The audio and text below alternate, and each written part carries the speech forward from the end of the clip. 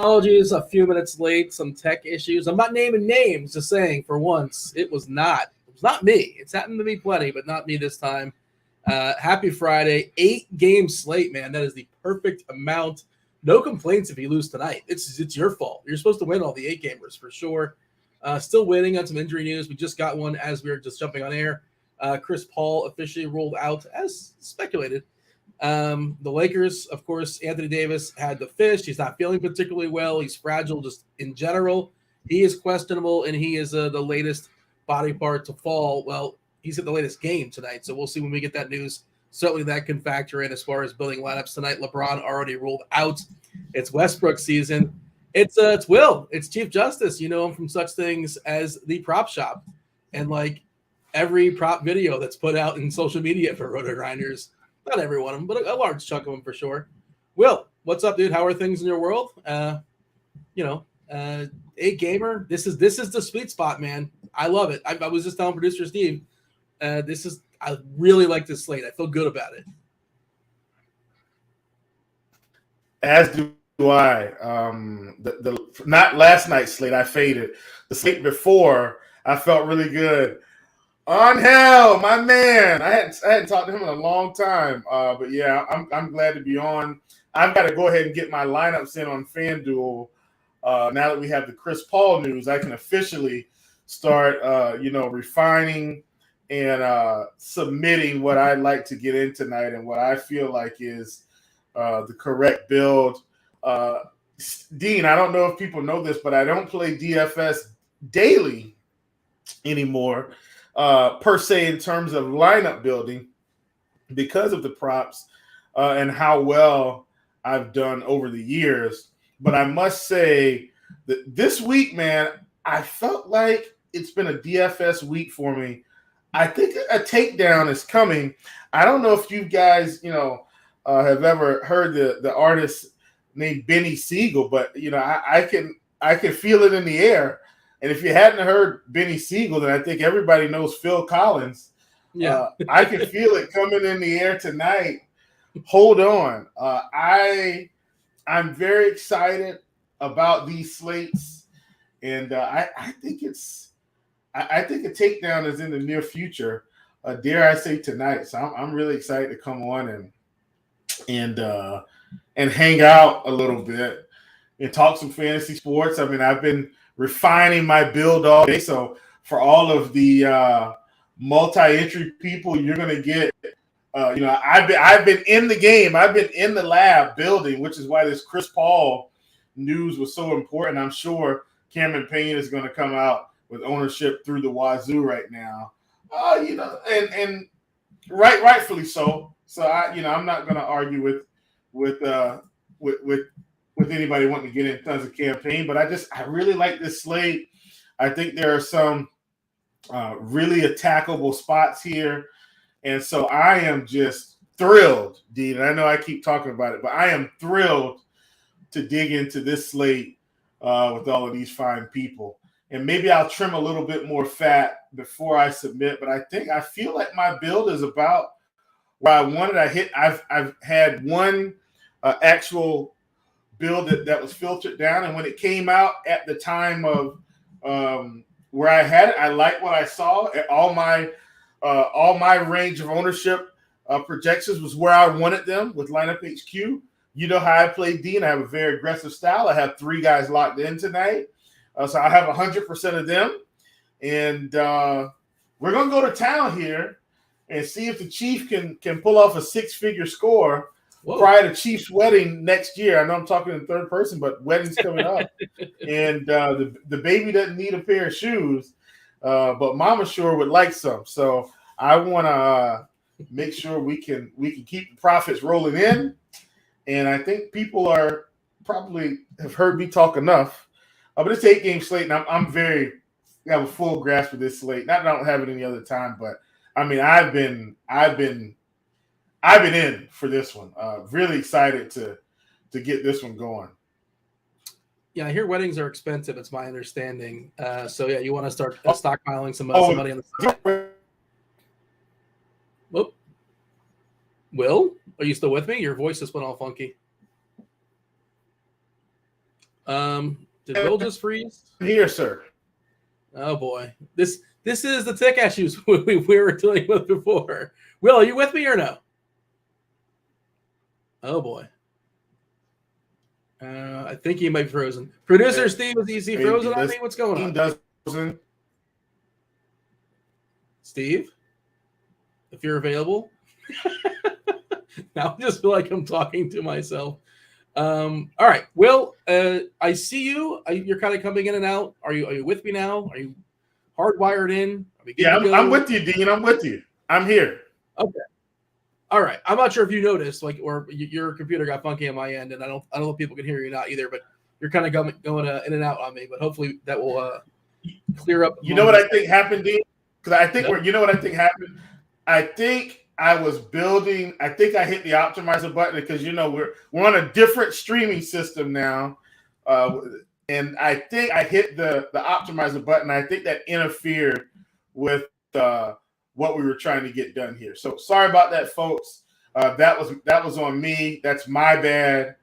I was trying to get that going. I build. I'm going to go ahead and get it loaded up. If any other news comes out, then it is what it is. I'm probably dead in the water. I don't plan on making too many changes. I'm over the field on certain guys, under the field on certain guys. All in all, I like the build. Let's help some people make some money, Dean. Something else interesting dropping that Phoenix game. No Chris Paul, but also no Paolo Banchero now. So this is one of those games that wasn't all that interesting. Fantastic. Why is that fantastic? I don't like it. Because I wasn't going to play anybody from the Magic if he was playing. Now that he's out, I'm definitely not playing anyone because they're all priced up. It's not like we've got anybody that's sitting there at 4K. Like, we don't care about playing the Magic tonight. It's all about the Suns.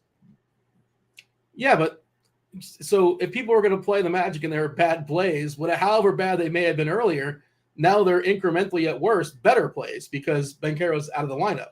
So that's bad. I wasn't going to play anybody in the Magic either. And now I have to consider Magic players, or now there's actually threats of players that can actually. I'm not considering any Magic players. I don't care if Paulo is in or out. It's because of the prices. Like I said, I don't see anybody that's got such immense value. Like, okay, maybe Wagner goes out there and scores 40 fantasy points. I doubt it though. Like, he's 7K. So I've got plenty of other guys that can get that done. Jalen Suggs, okay, what is he going to score? 32 fantasy points tonight? Okay, maybe he goes and scores 35. I can overcome that. So, you know me, Dean, when it's tournament time, I'm trying to keep the lineups or the players trimmed. I don't want any of these weird guys interfering with what I have going on. So I don't really care about those guys. I do have a little bit of Wendell Carter Jr., but I was going to play him regardless. And it's just because I felt like his price was pretty fair for where I think his upside is. But all in all, Dean, I don't care about that game one bit outside of the Phoenix guys. And so yeah, sorry. That's going to be, that cop here. I don't feel like Orlando is going to make or break the slate by any stretch of the imagination. At least not on FanDuel. Let's say that. 217 the total. I didn't introduce the game just yet. Phoenix is about an 8-point favorite here on the road in Orlando. And as we kind of talked about, Phoenix is, without Chris Paul, right? So he's an integral part of their offense. Cam Johnson out for the season, right? Who knows when they're going to get Jay Crowder, if that situation's ever going to work out. And Landry Shamit's another one that's not available too. He's out with concussion issues. So Phoenix is about as thin as we've seen them all season long, and that's why we kind of touched on it as far as campaign. Campaign went out there last time in the same situation. The absence of Chris Paul, and he did his thing. He was awesome. They did hike his price up, but I don't think they hiked it up enough. There's still plenty of meat on that bone. 5.7 on DK, which is that's usable. Currently our projection right now is 36 fantasy points at 5.7. That looks really positive to me. And you're talking FanDuel specific. And, well, you know what? If you want, you can feel free to concentrate on FanDuel and I'll concentrate on DK. Let's do it. I think that just works out perfectly because I'm playing much more on DK than I am on FanDuel. So that works for the conversation. Payne is 5.2 over there, which is that's a really, really good price. And we'll talk about Javon Carter as well. And maybe it makes it interesting as far as a slate, spending up on point guards is a way to be different in tournaments because Carter is for sure going to get an insane amount of ownership, especially last time out. And of course, Milwaukee, we'll talk about them soon enough. Same situation, their big three not playing basketball this evening. Booker, so as an example, like Devin Booker, a point guard that's not going to be heavily rostered, but this is his show. And he had, I believe, 18 potential assists last game in the absence of Chris Paul. He could absolutely put up like a 60 because, he's not just a flat out scorer as he tends to be. Like that's the bulk of his fantasy points, but he's going to add, more ball handling responsibilities in the absence of Chris Paul. So I think Devin Booker becomes a really interesting tournament play. I don't think I'm chasing the Mikal Bridges game. Like he was awesome last time out, but everything kind of broke his way. And, even like stocks, whenever stocks break his way, like that's kind of when he gets the ceiling games. I do not anticipate a repeat. I think he's fine, but we're also getting a ceiling price on him too, basically 6'5", 6'4". I don't know, Dean. I don't know. I think I got to disagree with you on Bridges in this spot, only because I think his scoring is going to be up. Like I think Bridges scores 18 real points in this game. He's going to do a couple other things. Now, look, I'm not saying we go out and hammer Bridges. Like that's not what I'm saying. But I'm saying I think he needs to have some ownership. And let me just say, Dean, literally me not rostering Bridges was the reason I didn't take down the GPP the other night. Like I had no Bridges. And I had the nuts everywhere else. Like if I tell you who I locked in the other night, if you were on FanDuel, so I locked in Javon Carter, and I know you say, "Oh, well, that's an easy lock." No, he wasn't. He was like, I don't know, 30-something% owner for like it wasn't even anything crazy. I'm okay doing that. I played him like 85%, but go ahead. Yeah, he was 3,500. I locked him. I locked in Devin Booker the other night. Lock button. He had a great performance. He was 8,600 or 84, whatever it was. So he was a little bit cheaper than what he is tonight. And of course, I also locked in Bobby Portis, who overtime helped him actually not suck. So, he went from like 18 to 27 fantasy points, which pretty much helped him to not essentially tank your lineups. He wasn't an incredible disappointment. He didn't help you, but he wasn't a massive disappointment. Right. But the winner had him in the lineup. I had a whole lot of Brook Lopez the other night. He just went nuts. Overtime helped, don't get me wrong. And then I had a whole lot of KD when nobody had KD. So that's what I'm saying. Like, I had the nuts. I had no Mikal Bridges, and that's what cost me literally on FanDuel. I mean, because you know my style of play. If the guys I lock in hit, like, get ready for a ride. Like, it's going to be a good night if everybody else comes through. But you still got to have, those couple of little pieces, and Bridges happen to be the piece. So, yeah, maybe this is a little bit of me saying, okay, I'm not going to let Bridges burn me again. But the other part of that is the slate's smaller. It was a 13-game slate the last time, and he was 6K, and Gary Trent was there, and I like Trent better than him, and Trent did nothing. And he was on my best lineup, Gary Trent. Yeah, so that's what I'm saying. It's one of those things. So, but, I think Bridges is fine because I think the scoring is going to be there because of the limited bodies. No Chris Paul, no Johnson. I think that's enough for him to – and look, Chris Paul isn't scoring anyway, right? Like what is he averaging? 10 points a game, 8 points a game? I don't know, but him being able to take, a couple extra shots, I think will help. And there you have it. So, I've got the lock button on 3 guys tonight. Love this slate, and hopefully, man, we can make it do what it do. But I will say I do still think that Bridges is viable for tournaments. Yeah, I wouldn't say he's not viable. I just think it feels a little bit chasey, and just don't expect what he did last time. Not that you need what he did last time, and he can get there. And how he gets there, especially when you're playing on FanDuel, is he has one of those stock games where he has like 4 blocks and 3 steals, which he can do.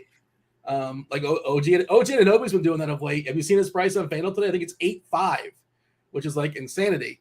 But that's just how it works. Well, you think it's insanity, but he was 8-3 the last game, and he still crushed value. Same thing for Van Vliet. I had plenty of Van Vliet the other night. He crushed value, right? So he's been great. I don't.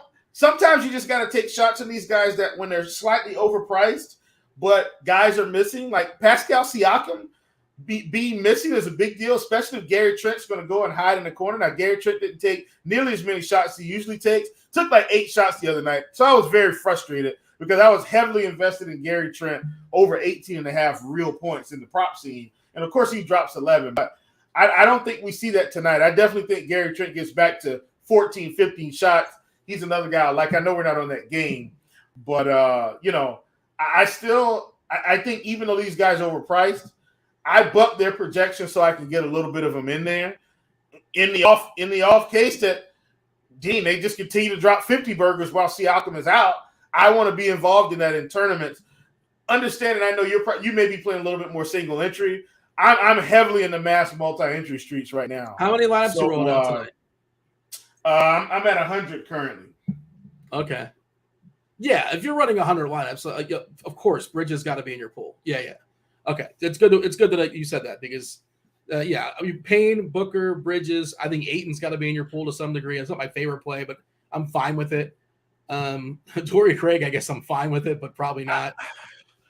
I may even get up to 120. I'm trying to decide kind of where I want to land. You know what I mean, Dean? Yeah. Maybe I'll do 125. But anyway, that's where I'm at 100 currently. I'm thinking about going to maybe 120. And you're hitting lock button on 3 players? Yeah. Did you reveal all 3 or not just yet? I haven't revealed any, actually. Okay. Well, okay. So I thought one of them was campaign. I thought I heard you say lock button on campaign. I maybe misunderstood you. No.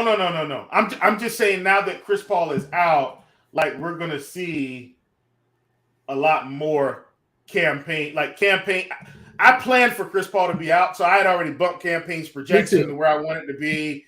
And just so I could kind of see what the lineups look like with him in there. I mean, we'll talk about it. I want to guess your lock buttons along the way. Orlando's starting lineup is Outs, Suggs, Wagner, Okiki, Bull, and Wendell Carter Jr. And I do agree, none of them are still – it's weird that, you're taking out your best player, and they're still – Wagner was a guy I wasn't playing that, guess is playable, but I'm not paying 6.9 for Wagner. I don't think I'm doing that. And he's 7K on – and that – yeah, and that's what I was saying, Dean. It's not that if these guys were 5K, we'd be having a totally different discussion. If Wagner was 5K, Suggs was 5K, we've been a totally different ball game. But Suggs is 6'1" on FanDuel, Wagner 7K, Bull is 5,800. He's 6'7" on DK. He's almost that's what I'm saying. None of them are necessary. Now, like I said, I do have some Wendell Carter Jr. on FanDuel, a sprinkle. And I am a little bit over the field, but he's the only guy from Orlando that I'm playing. And guys, bear with me.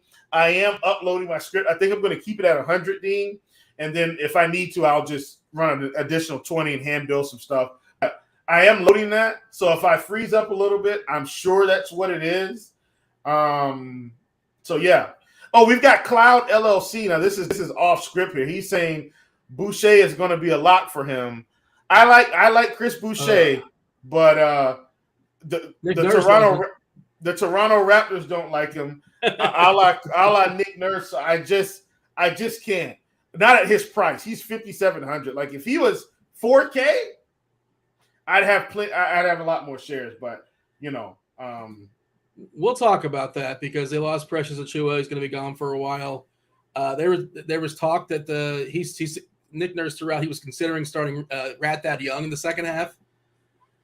I don't know. He's 3-1 on DK. He's 4-9 on FanDuel. You're not playing him on FanDuel, but he's interesting. At least in the pool, if you really want to go stars and scrubs, or you need a flat-out punt, I suppose you could play Thad Young. But we'll talk about it. And Boucher has shown – well, we'll talk about Toronto soon enough, but we'll get there. I feel like we're done with Phoenix and Orlando, though, right? We're moving on? Yeah. Well, let me just say, I think that can you hear me okay, Dean? I'm sure because I got my script. It's coming in and out, man. That you can hear me. When you throw it to me is when you click to run your script. I don't know if that would work. When you're, I don't know what's going on with your computer, but if there's somehow a correlation of when you're scripting and talking and it's making things goofy. But I can go. Yeah, I'm sure that's what it is. That's why I prepared the people. I said, hey, I'm running my script, loading it up, so. That's probably going to be what the issue is. Just bear with us. It'll calm down. and I'll be back in a normal sense. So I might be back in a normal sense now. Is that the case, Dean? You sound good. Okay, so what I want to say was don't overlook DeAndre Ayton tonight. Because look, he's the odd man out, right? He's the one guy on Phoenix that seemingly didn't get the job done the other night. And guess what's going to happen tonight? I don't think many people are going to be interested in playing DeAndre Ayton. And so I'm hoping that the field, makes that mistake. I do have some Ayton. Our ownership projections at 0. But last I checked, I was over the field. I know that's because they're resetting it because of Chris Paul. Yeah. But I was over the field significantly on Ayton. And so I'm hoping that that's still the case. And we can roll there. But just want to put that out there. Don't forget about DeAndre Ayton tonight. Letdown spot last time. Could very well go out and put up a 40, 45 spot. If he does, that probably means that one of these other guys isn't completely getting there. But with the distribution of salary they have on FanDuel, Payne could hit, Bridges could hit, Booker could hit, and DeAndre Ayton could all hit, I think, their expected value and exceed that. Fully understanding that if they do, could be a tight game. That means the Orlando guys may be doing well, but I really don't care about the Orlando guys. Yeah, that's basically where I'm at too. I don't think we get screwed by Orlando. Well, we'll see. Let's talk about Denver and Boston. Denver is a 4-point dog here in Boston. Massive number, 230.5. I believe this is the first half of the national doubleheader. Fully healthy team as far as Denver. The only player that I'm really interested here is Jokic. I think he's a better play on FanDuel than he is on DK. I'm not even sure if I'm going to get there at all. Boston, they're without Malcolm Brogdon. Is out with a hamstring, so probably condenses. Marcus Smart gets a little bit more. Maybe White gets a little bit more, something like that. I don't know if it's a huge change necessarily, but this is a weird game, Will. I hope this game doesn't do amazing things because as of right now, I'm not prioritizing Tatum and Jokic and Brown. Like Smart's fine. And Horford's okay, but I'm not running for that either. I hope this game doesn't go off because I'm fairly certain I'll be less in the field on it. 7 o'clock game 2 matters. I like to sort of buy time if I can buy time, for further news and maybe stuff gets better. I'm scared that Tatum just has a monster day and I'm not going to have much of it. Yeah, I do have some Tatum tonight. I think you probably need, he's the one guy on the slate, ironically, out of kind of these big guys. Oh, for what it's worth, I've already hit the X button on AD for whatever that means for anybody. I'm just not playing the. Do you think he's not playing, or you don't want to deal with it? I don't care. Even if he does play on FanDuel where he's 10K, I don't think AD is about to burn me for 70 fantasy points tonight. So I'm just hitting the X button on AD. Period. For what that's worth. I think Jason Tatum has some upside here tonight because the Denver game should be essentially competitive, Dean. Also, guess what? Denver's playing a little bit faster this year. And that makes tons of sense, having Jamal Murray back at the helm. Wouldn't you agree? Having him back speeds up the fastest pace.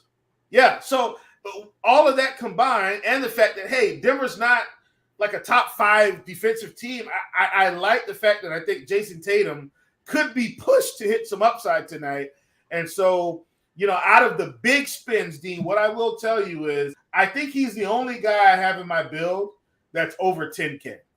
I don't have anybody else over 10K in my – I'm living in the, 10K and under range. But Tatum was a guy I just didn't feel comfortable fading because of the matchup. Now, you could probably say the same thing for Curry. You could probably say the same thing for Jokic right on the other side. Don't get me wrong. But Jokic just hasn't had the same impact with Jamal Murray back as well. So I'm willing to take the fade. Tatum has seemingly, been a man amongst boys on his team and other teams. The offense is going to run through him and Brown. Feel really good about that. Michael Porter Jr. being back and playing well, and a lot of these other guys playing well, I think has impacted what Jokic should have to do overall, which is great because he should be ready to go playoff time and not worn down. But all in all, Tatum was the one guy, big spin, that I didn't feel comfortable fading for that reason. So, I think he's on his way to a big game tonight if it stays competitive. Do you want to say what's up to the chat? Appreciate y'all hanging with us as far as our tech issues. To start, kindly hit that subscribe button. Do turn on those notifications and hit the like button. It helps us out with the old algorithm. I see Hoosiers hang banners. I saw a question and I figured I'd run a little lineup HQ on it. That makes a lot of sense. Very specific, asking about cash game, specific to Yahoo for shooting guard. You're playing Booker or Bane. We'll talk. Booker's in an awesome spot, and Bane is. We'll talk about Bane soon enough, but he's an awesome three-point shooter, and he's facing a team that yields the most three-pointers this season per game against Minnesota. Speaking to that defense, by the way, but Boston's defense has been surprisingly not spectacular. Obviously, without Robert Williams, good defender, defending a defensive player of the year, Marcus Smart. They also don't have the same coach, Dean. Yeah. I mean, that's sure. And it's small samples, but they're it's just interesting that Denver is 21st and Boston's 22nd. So both bottom 10 defensive teams for what it's That's worth. what I'm saying. And Dean, don't you I got to get some Tatum. I feel like I got to, and some Brown too, man. I think I have to get some of this game. I don't like that. And Dean, I think what's happened is, so we're used to Boston being like a pretty good defensive team and Denver. And I think if you haven't looked at it, which obviously I've looked at it, if you haven't looked at it, then you assume, oh, this is a tough defensive game. Sounds yucky because it's Boston-Denver, and it sounds like both of them are going to be playing slow. It's not going to mean much. But then you go and look and you say, well, wait a minute. This game actually has some fantasy goodness. That's why I did not feel comfortable fading Tatum today. I also have a fair amount of Al Horford in this spot as well, just because his price on FanDuel helps things not be so restrictive. I think he's 5,200. So I do have some of him as well. He's powerful. Oh, and I have tons of Jamal Murray. By tons, I mean over the field. Like the field, I think is very low on Jamal, and I think I'm well over the field. Let me see here. Yeah, we've got him projected for 4%. I'm around 15, so that's enough over the field for me in a spot like that. Again, this is a little bit ambitious. This is large field, DK specific, but Bones Highland at 4.8. We've seen his minutes creep up of late, been a really strong fantasy point minute this year, and he's stealing minutes away from Christian Braun, who's basically been relegated to the bench. We've seen different scenarios as far as why he's been getting more minutes, but you can't promise, that he's going to get 29 minutes, but there's an opportunity to do so. Again, that's just like a sprinkling large field DK. I don't like his FanDuel price. They're asking in chat about Jokic being too expensive. Like, obviously, by the standard he set last year, he's had kind of a disappointing season. But, that's not fair because he's still been incredible, just not slightly less incredible than he was last year. And it all kind of makes sense as far as usage because, like you said, Murray coming back, Porter being healthy, the rise of Bones to some degree.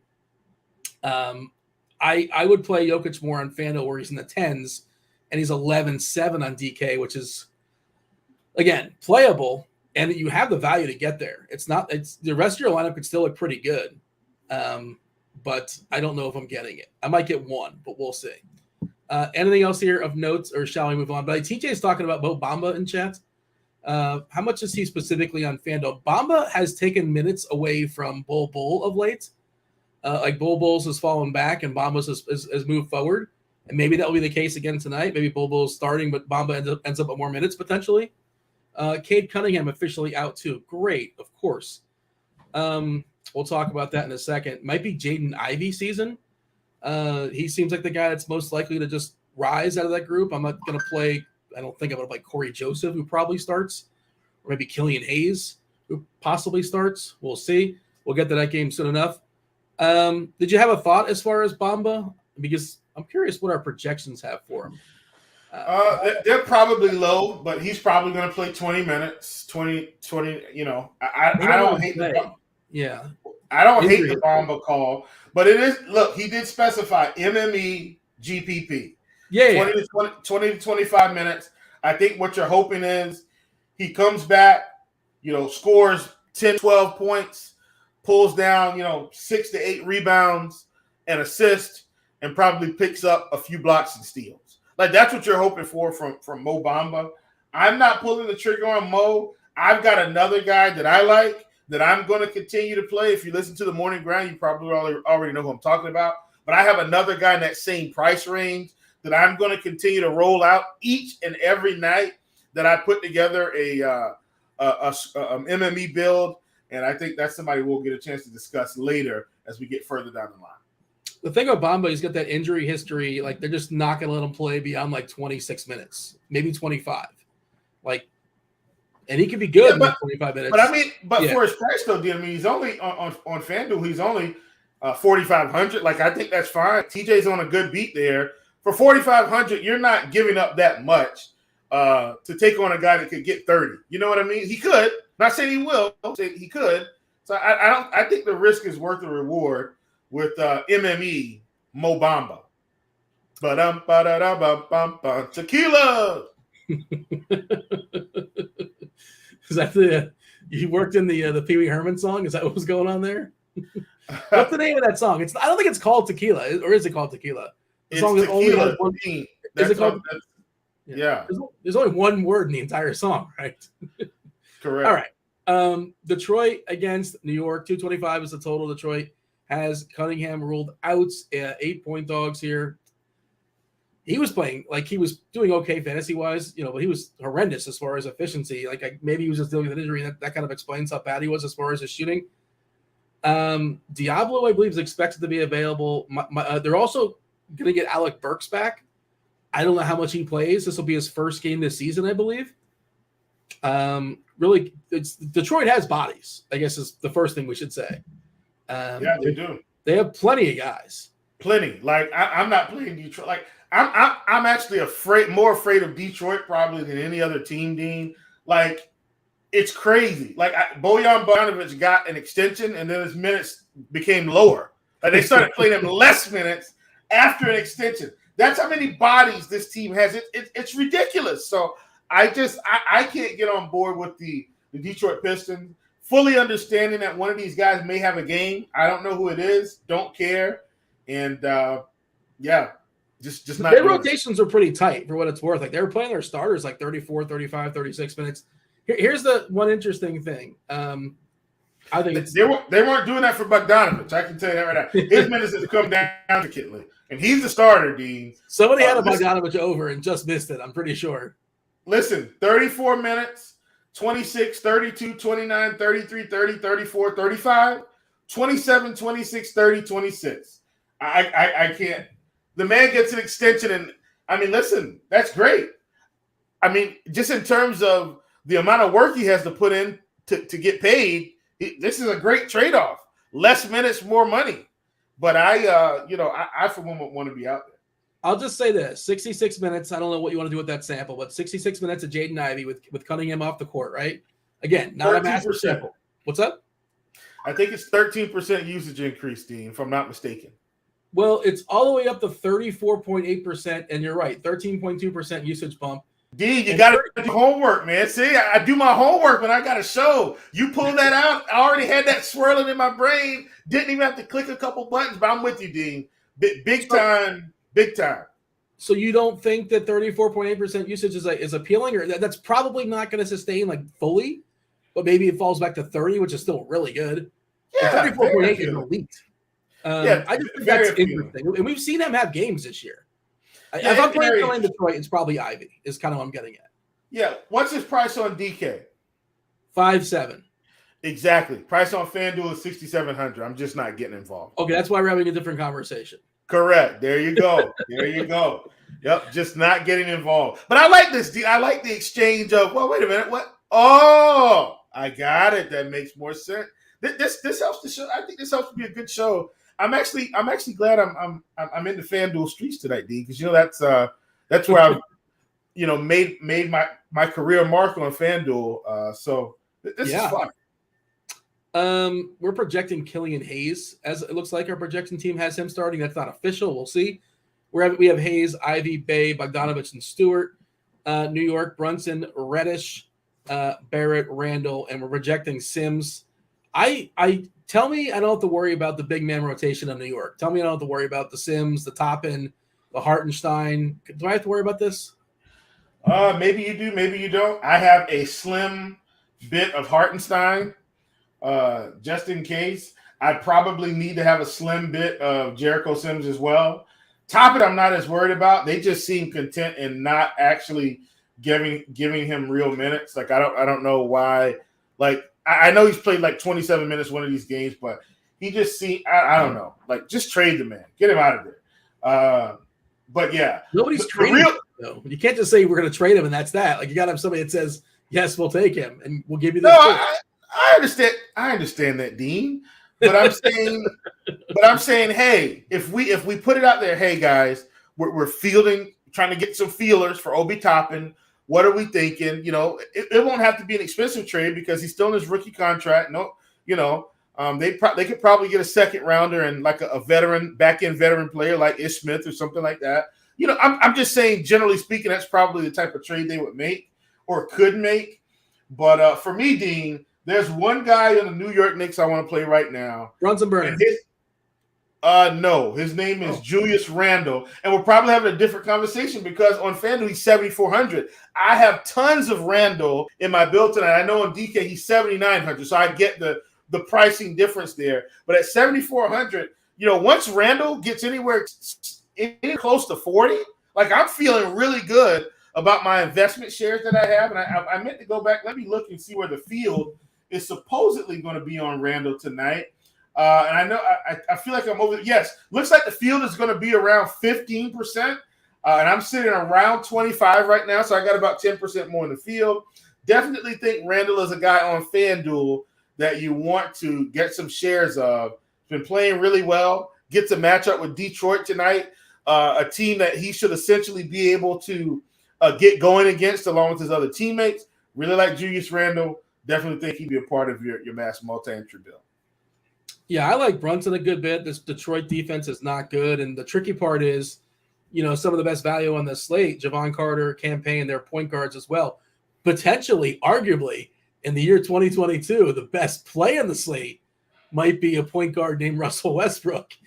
We'll talk about that soon enough. But well, listen, D, you asked for a lock button. I'm going to go ahead and give you that one for free before we get there. I put the lock button on Russell Westbrook this morning prior to the AD news.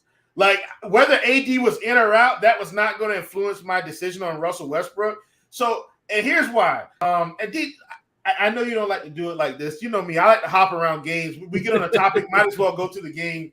But why do you know I don't like doing it like this? Why would you assume I don't like doing it like this? Because anytime you hop around, you hop right back to the next game that was coming up. I try to get it back on the rails, but I like a little offshoot. I like an offshoot conversation. Yeah, we're not off the rails. You talked about a guy that we should lock in, so we're already there. I say we just discussed it. Russell Westbrook is 7,200 on FanDuel, and a guy that has been playing a slightly different role, but has also been giving us roughly, Dean, about 40 fantasy points here recently. Pretty much every start. So at 7,200, I said, wait a minute. There's no LeBron. It's him and AD. He's playing Sacramento, the Sacramento Kings, the pimento cheese of the NBA. I said, wait a minute. This is exceptional. Cheese? I don't know where they are in the power rankings, but okay, go ahead. No. I'm just talking to you. Sacramento Kings, pimento cheese, had a ring in my head, didn't work out. So I just like pushed it out of my mouth and it just kept talking. So just go with me here. But Russell Westbrook, I think, has a tremendous ceiling tonight with no LeBron. And, so at 7,200, I think we've got him at 32% currently. And I'm on the lock button. So, take that for what it's worth. If Russell Westbrook has a dare we say throwback Russell Westbrook game, even if he gets to 55, like that's great for his price. If he hits 50, I'm feeling really good about all those guys I faded at 10K. You get what I'm saying? He gets anywhere near 60, and I know I'm being optimistic here, but if he gets anywhere near 60, now I'm starting to get to the place where at the end of the night, I'm saying, well, if the other pieces have fallen into place, I've got a shot to take down a GPP. Here's one thing I know about GPPs, D. It takes some skill and it takes some luck at the end of the night, right? Like I can be as smart as I want and Lineup HQ can be as smart as it wants, but I've got to find some plays that nobody is on or find the plays that everybody is on and hammer the field. And then it's also going to take a little bit of luck. So some other guys that I've got sprinkled in, I'm going to need them to come through tonight so that the shares that I've locked in can also hit. Last thing, Dean, because we've got 8 games, I like to talk a little bit of strategy. because it's an 8-game slate, even on a 10-game slate, guys, I would encourage you to always find the guys that you like the most and hit the lock button. Now, that's not everybody's strategy. That's my strategy, and I'll explain it. Because if those couple of guys that you have the lock button on hit, the floor of all of your lineups has just done this. And now what you're leaving it up to is fate or luck or whatever you want to call it to get yourself to first place. Even the other night, all three of those guys I had locked in, 2 of them were great. One was just okay. But I had enough different pieces against the field. Didn't have Bridges, of course, which is what cost me. But if you looked at my build, we were on our way to the top. But then, Bridges just kind of broke the slate early, and I just didn't get there. But I got enough through, Dean. What was crazy, I got enough lineups through to actually have a profitable night by not even taking out first. I think my best lineup got to, 200, 300th place, something like that. But because I had those other guys locked in, still had a profitable night. So I'm always in the camp of let's find the guys that we really love. Let's lock them in. And then let's find some guys that maybe people aren't as interested in or aren't thinking about. And let's get some exposure to them and see what happens. One lock button for me yesterday. It turned out to work out pretty good. If you guys are watching the show, we know how much you like Kuzma. Kuzma went nuts. I don't know if you played yesterday, but it was interesting because all the cheap Washington guys, we like them too. But it's like, well, we're not getting Kuzma, which is weird. We're running through optimals, and I'm like, well, I think we should make a priority of him. And that's not a victory lap. It's just a reminder of the conversation we were having. And I learned in the chat apparently pimento cheese is soft. I didn't know that, and that's what you're saying. Dean. I didn't. Well, is it all cheese soft? Like, I don't. It's different. Okay, so Dean, let's talk through cheese very quickly, and we're not going to talk about the steaky cheese that is Aaron Rodgers. Story for another day. So Dean, if grown men wear styrofoam cheese there, go ahead. Yeah. So if you take, let's say Dean, like me personally, I've been told that I can make a good mac and cheese. I think I can. My family enjoys it, so I'm going to side with them. What's the key to a good mac and cheese? We'll talk about that in a minute. Right now, we're talking about hard cheese versus soft cheese. So for me, when I'm making macaroni and cheese, Dean, we get block cheese out of the store as well, right? Block cheese is a part of the process. Well, that's a hard cheese, Dean. I could take that out of the refrigerator or out of the freezer at the store and hit you across the head with it, and it would actually hurt. And so that's a hard cheese. With pimento cheese, Dean, it's actually more. So if you've got real pimento cheese and not the pimento cheese spread that you see in the store in a little clear container, if you've got real pimento cheese, typically it's shredded cheese, and then you've got the pimento and the other mixture. So, Dean, if I were to scoop out the pimento cheese in my hand and hit you across with it, it'd be like getting hit in the face with a pie. Wouldn't hurt at all, but it'd just be very messy. So it would be comical. That's the difference of a hard cheese versus a soft pimento cheese. I appreciate that.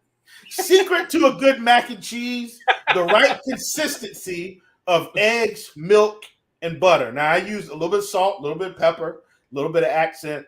I do have a secret ingredient that I will not name at this time, but and then the type of milk you won't tell the people your secret ingredient. It's too absolutely not. So you can use whole milk or milk out of the jug, right, when you're using it, or Dean, you can use evaporated milk, which is going to give the mac and cheese a different flavor. And we're getting close to Thanksgiving, so that's kind of why I was indulging myself in talking about this. And now the show is actually off the rails, so I'm going to hand it back to you. Mac and cheese a Thanksgiving staple? In the African American community, it is, Dean.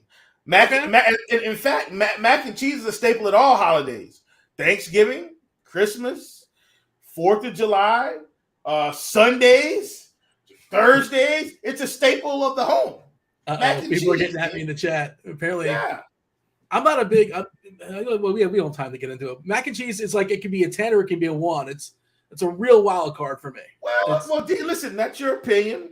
It's mac and cheese. It could be when it's good, it's good. But when it's bad, it's like, this is not good. Okay, so let's get into the African American briefly. So here's the thing, Dean. Mac and cheese, almost everybody's kind of gonna eat that. Here's what we don't want. And listen, people go down this road with me. There's only one person in the black family that can make the potato salad, okay? We don't want Aunt Jeannie's potato salad. Get out of here. Like, there's one person that makes that, and that's the person we want. And if anybody else makes it, come on, you already know. It's literally going to sit in the bowl all day, covered up with saran wrap. Nobody's touching it. So, mac and cheese, potato salad, those types of things, sacred fixtures in the African-American home. And I'll turn it back over to you, Dean. This was great. I'm glad people got to experience this today. And back to our regularly scheduled programs. You ever like randomly get find yourself landing on something on YouTube? It's like, how did I get here? I'm like 3 clicks away. It just sort of happened. I remember I was watching a video of like black people eating white people potato salad, and they're like, "Yeah, this is terrible." I don't know what the difference is. For me, potato salad is just bad across the board. Maybe I haven't the right kind. But I don't know why. I spent like 12 minutes of my life watching that, and I just got a flashback to you bringing that up. But all right, now we're officially off the rails, and we still have 5 games to go. Of course, the crunch time. We're good. We're good. We got plenty of time. We're all good. No worries. But I'm curious what the keto. I can't believe you won't give me the free secret recipe. Would you slide into my DMs and tell me? You just don't want to tell all the people. Are we on that level? I'm not on the level. Okay, fair enough. I don't want to. No, that's not what I said, D. If you really want to make mac and cheese, I can send you. And this is my personal recipe. This is my family's recipe. This is my recipe, and it's good. So there we go. All right, fair enough. We talked about New York and Detroit. Favorite player in Detroit for me is Ivy.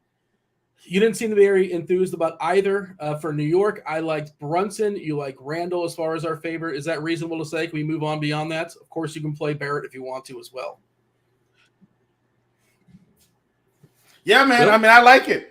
I mean, Randall's my favorite. Randall's my favorite for sure. Yeah. When will Fruitcake get canceled? Yeah, I know that's like a running gag, like in like shows and TVs, but like, do people really send other people fruitcake? Is that a thing? I don't know what community does that, but I'm not aware of I don't think I have any fruitcake experience. If I'm really thinking about it. Is it any good? I'm not sure. It's got a bad rep for whatever reason. We got to talk about Toronto and OKC. 219.5 is the total. Toronto is a 5-point favorite here. Mentioned it before. Precious Achiuwa is out for a while. He's not playing basketball tonight. No Pascal. That's the big one. No Birch. So they're a little bit thin up front. There is a chance we may see Radthad Young get dusted off and draw the starting lineup here. And he's 3.1K on DK. I think he's useful there if you need him. I don't know how much you need him. There's a lot of value on this slate.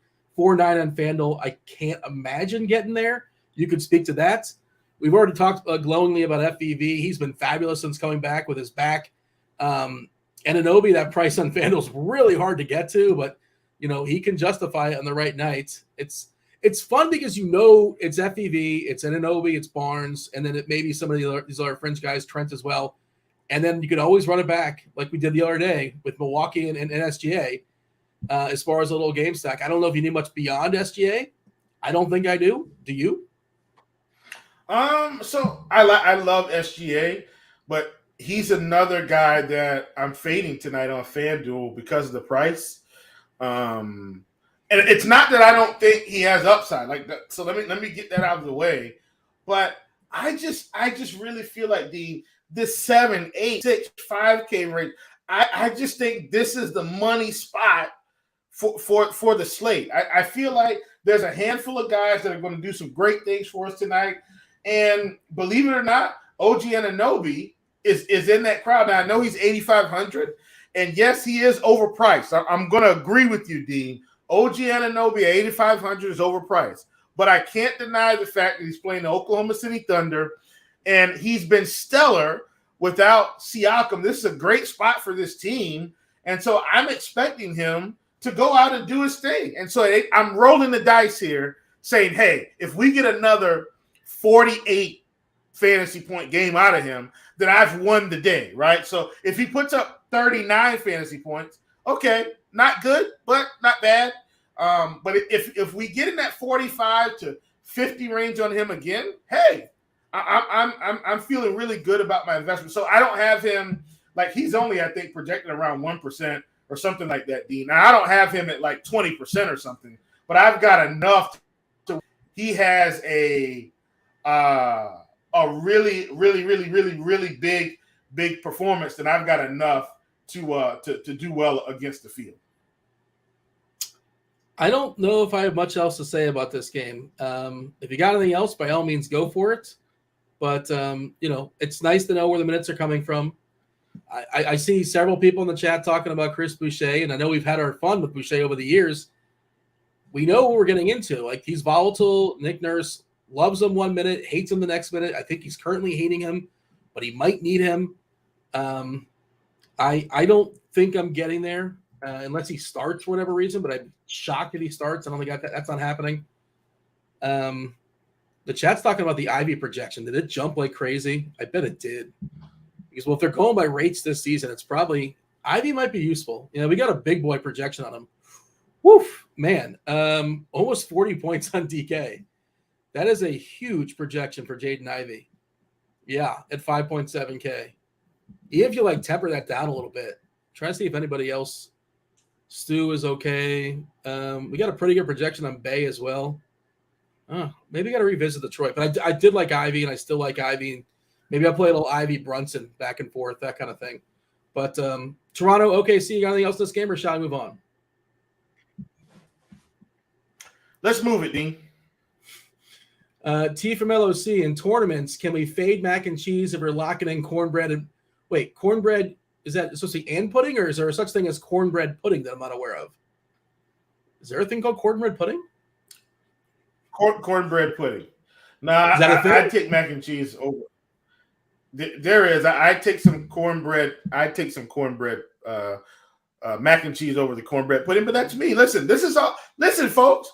Whatever you want to do with your food choices, I am perfectly fine. That's why we're all such different people, and we've got different cultures, and so embracing those cultures is what makes this a great country. And that's what I think. That's what I think, Dean. Right, yeah. Right. Angel is right in my. He's right there in my head. We just need to go to each other's house for holidays. Listen, I'm going to tell you right now. I tell you right now, I love, and I would absolutely love to go to one of my Hispanic friends' house for any holiday. Listen, and I've gone for one before. The enchiladas, Dean, my God. They were exceptional. And they make things way different. I had a, oh God, what was this thing called? It was something, it wasn't carnes. No. Chimichangas are great. But those are still kind of commercial. But there was it was pork they and sold this. Out. Oh no, they made it at their house. It was at their house. God, what was it? I can't remember what it was called, but it wasn't like pork tacos. It was something else. Man, it was amazing. And so this is what makes life fun, man. Just go hang out. Love people. Funny, not to cut you off, but we were neighbors not that long ago, and we didn't know each other 4 years ago, whatever it was, when I was in Daniel Island in South Carolina, Charleston. Yeah, we weren't aware of each other's existence, I don't think, but yeah, one of these days I'll be back in the area at some point. We'll figure something out. Carne guisada, I think that may have been what it was. And then look, my boy Brendan Cotman chorizo. Listen, let me tell you something. I've got a restaurant by my house. El Pablo, man, that chorizo queso, my goodness. And look, I've got to the point now when I go to El Pablo, I don't actually get the chorizo queso for the chips and dip. I get my taquitos. I get a shredded chicken taquitos, 3 of those from the actual restaurant, not that fake stuff you get in the grocery store. Not that. Carnitas, you're right. Thank you. Sorry, it was not carne guisada. It was carnitas. Thank you, guys. Thank you. Go to El Pablo, man, and I get those taquitos with the shredded chicken in it and dip it in that chorizo queso. My God, just such a pleasant time it is to go in that restaurant. Shout out to El Pablo, man, and the owners. Those are just such great people. All right, Dean, back on the rails. Yeah, just thinking of Versailles, and it was a Miami Cuban restaurant, really, really good. That's the last time I had really good. I can't remember what it was. Some sort of pork something. I don't know what it is. I have somebody else order for me. It's like tamales. Those two tamales are exceptional. My gosh, this is fantastic. Bones Highland now questionable, by the way. He's got an illness. He had a fish. Oh, listen, Dean, if Bones Highland is out, my Jamal Murray shares are looking real good right now. Oh, boy. We'll see. That's 7:00 game, so we will know at some point. The next game, I think, is the most interesting game in the slate from a DFS perspective. 219.5 is a total. Milwaukee is a 1.5 point dog here versus the Spurs. Same deal as far as Milwaukee. We're still without Giannis Antetokounmpo. I guess that knee injury is real, I suppose. I thought it was fake. Yeah. Drew Holiday is out with his ankle. We still don't have Middleton. No Connaughton, no Jalen Joe. San Antonio fully healthy with the exception of Zach Collins. Milwaukee, we saw Javon Carter do his thing last time out. Bobby Portis kind of sort of somewhat flop and sort of kind of get there almost in overtime. I'm going right back to them. They move some of these prices. They bump some of these guys up. Grayson Allen as well. Brook Lopez as well. He's probably my least favorite amongst that group. If I was going to power rank Milwaukee, it's Portis, Carter, Gap, Allen Lopez. Is that fair? Well, you tell me as far as priorities in Milwaukee. I think you got to have at least one buck in every single lineup.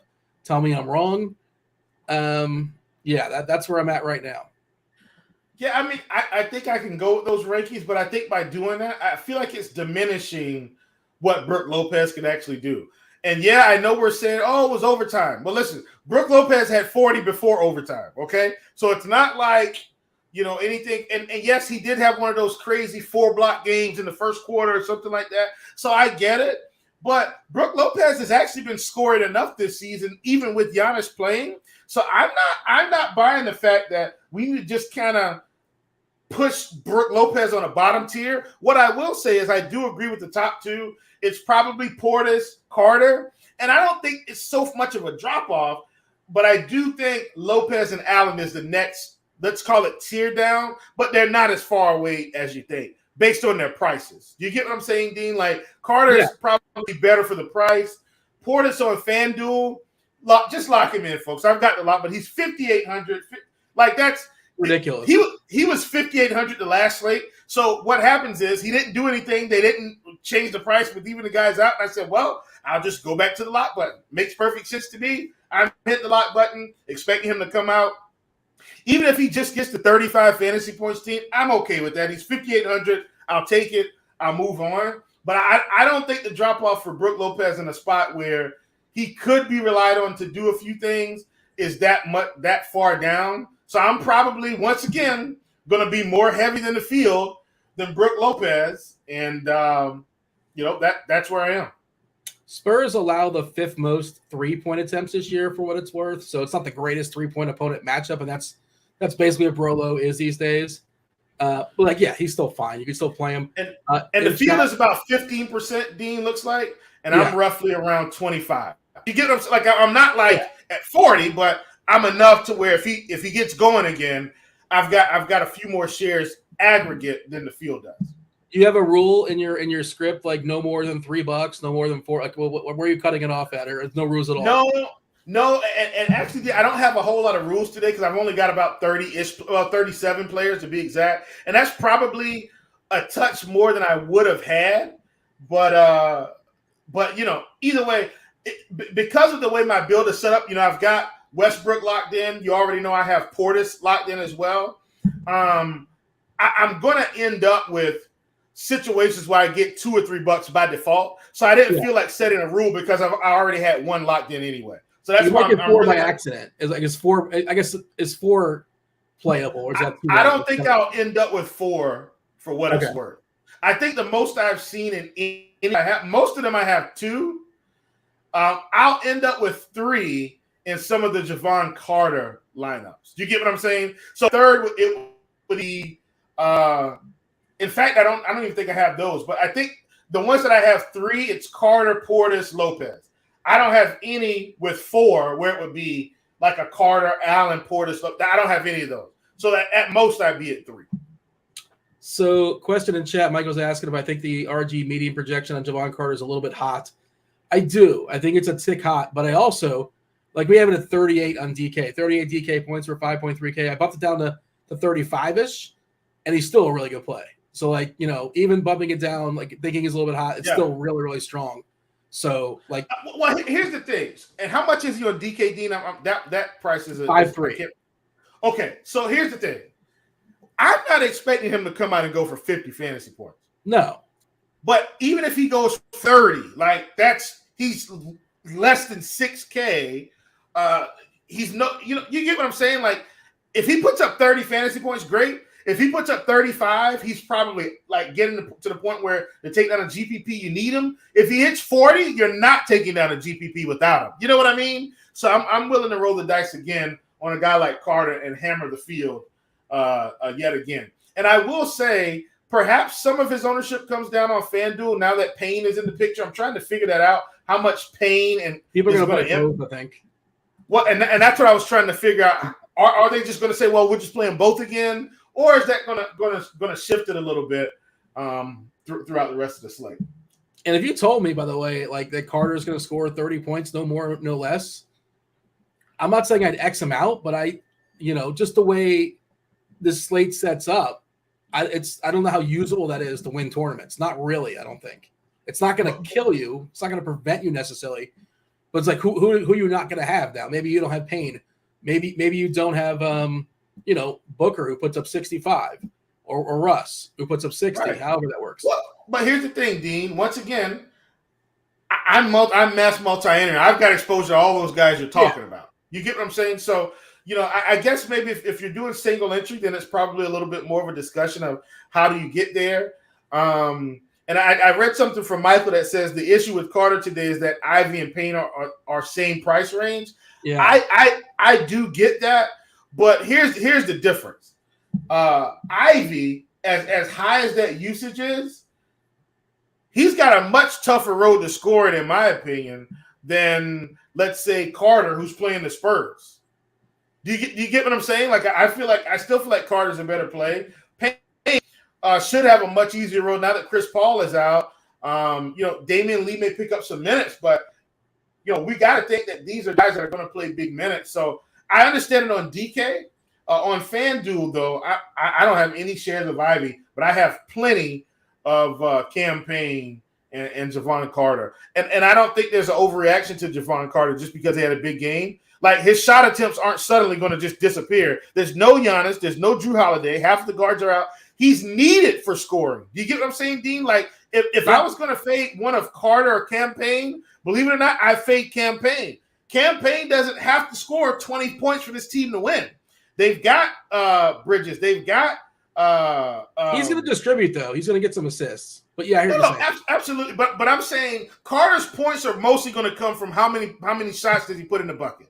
So if he scores 20 real points, he's well on his way to crushing his fantasy value. If he scores 25 real points, he's getting close to probably where he's going to be around 40 fantasy points again.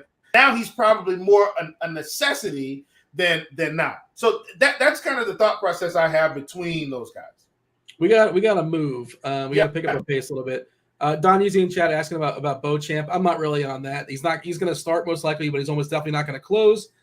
I love this game because I love running it back. I see Cloud talking about that with this is what I wrote about today in the survey as well. I love Basal and big body Keldon Johnson. Milwaukee's not a team I want to mess with typically, but their defense takes a significant hit with the absence of Giannis, obviously, and Holiday, two of the best defenders in their team.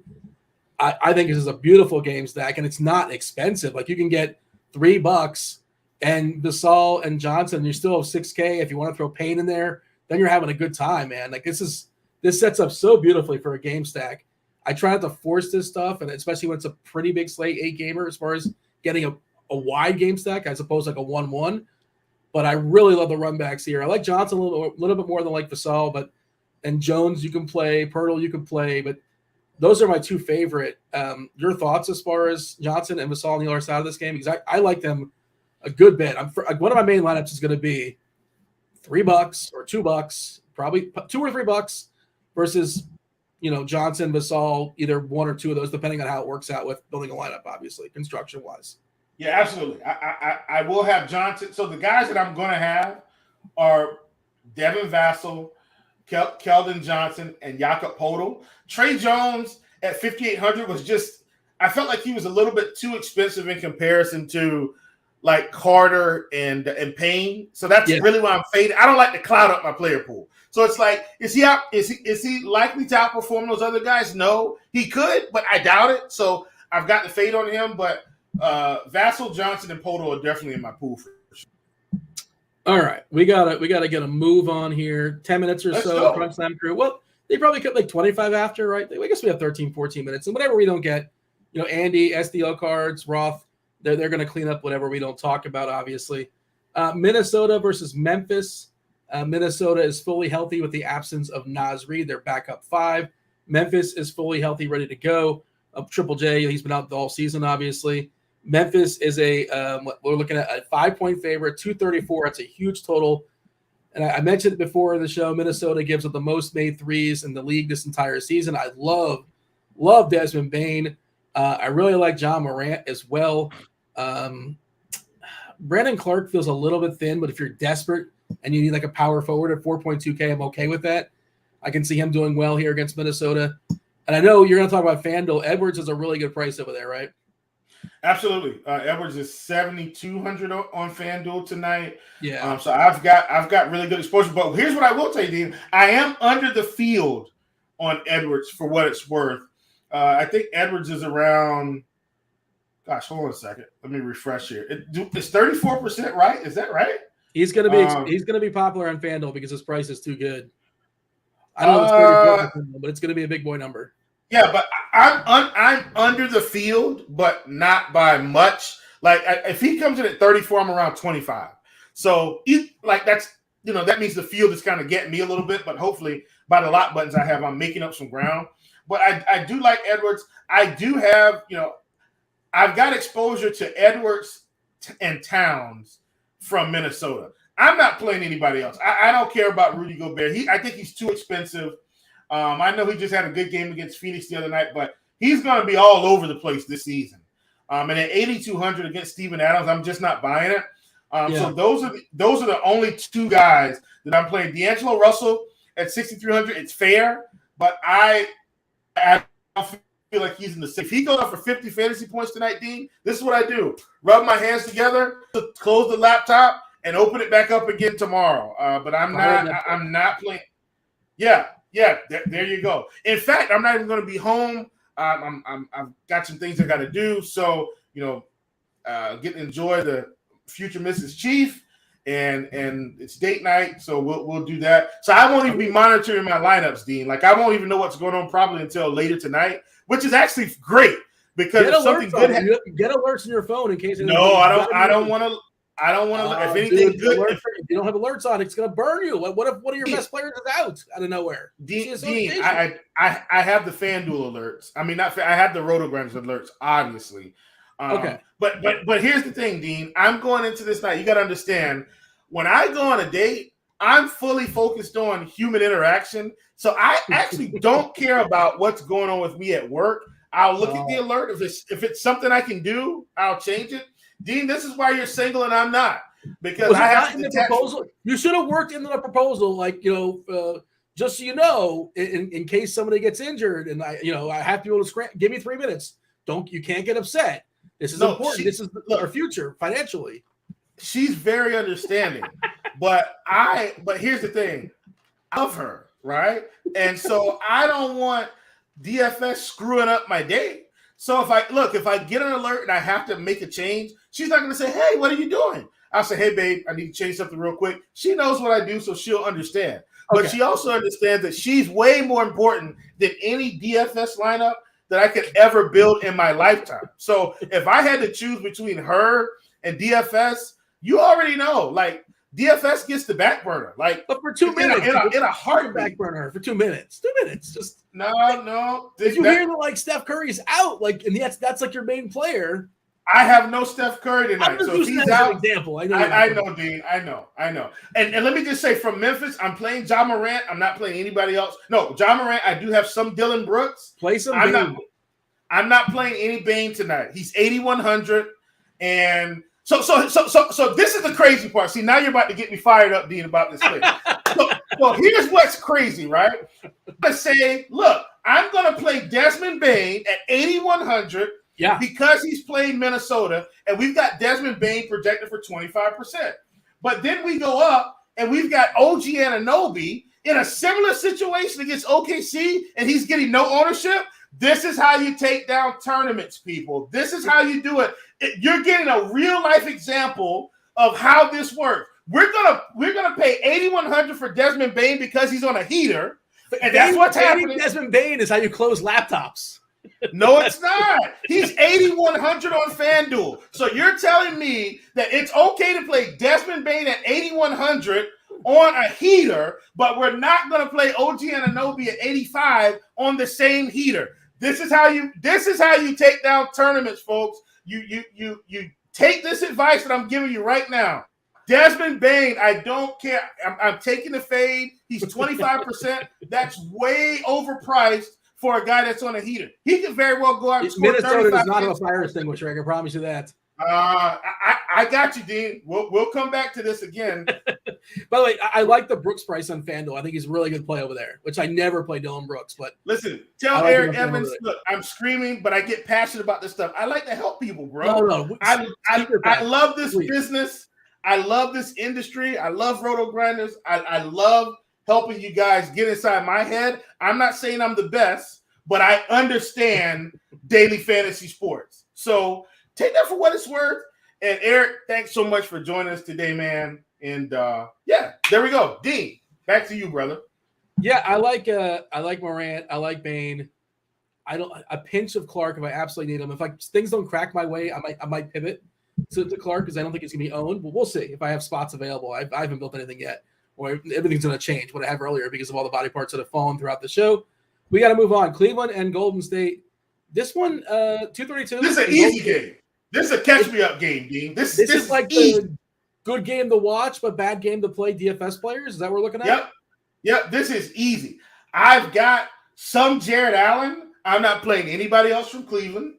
That could be a mistake. But yeah, so I that's it. I've got some Jared Allen, and I've got some Klay Thompson. I'm not playing Steph. I'm not playing anybody else in this game. Yeah, I like Mobley's price at 5.7 on DK. I think that's usable, but no priorities in this game. There's absolutely none. Garland, by the way, they came after the game that Garland was sick last game. I don't know if you had Garland last time or he was horrendous when he was heavily owned at 6.9K on DK. He was playing sick. He gave it a go. He should be fine for this game for what it's worth, but just if you're wondering why he was so bad last game, doesn't help you now, but he was sick. And Golden State, they're all sort of fine, I guess, but I don't have any reason to play anybody. If Steph Curry puts up 45 points, that's when I close the laptop. I'm donezo. But I think we can move on to talk about Sacramento and the Lakers. 231 is the total. Sacramento is a 4-point favorite. We don't know about Anthony Davis. He might have caught what Darius Garland has. I think Walker actually was sick too. So maybe Walker actually legitimately gave Davis. Davis left practice today. He had permission to leave. We'll see. Stay tuned. He also was dealing with a back earlier this year. He's like always something going on, obviously. A back, a shoulder, an elbow, a foot, an ankle, a knee, his haircut. His back. He's dealing with his neck and his back. He needs $150,000. Good reference, Dean. I like it. I like it. I'm not going to finish the lyric, though, because I am a professional.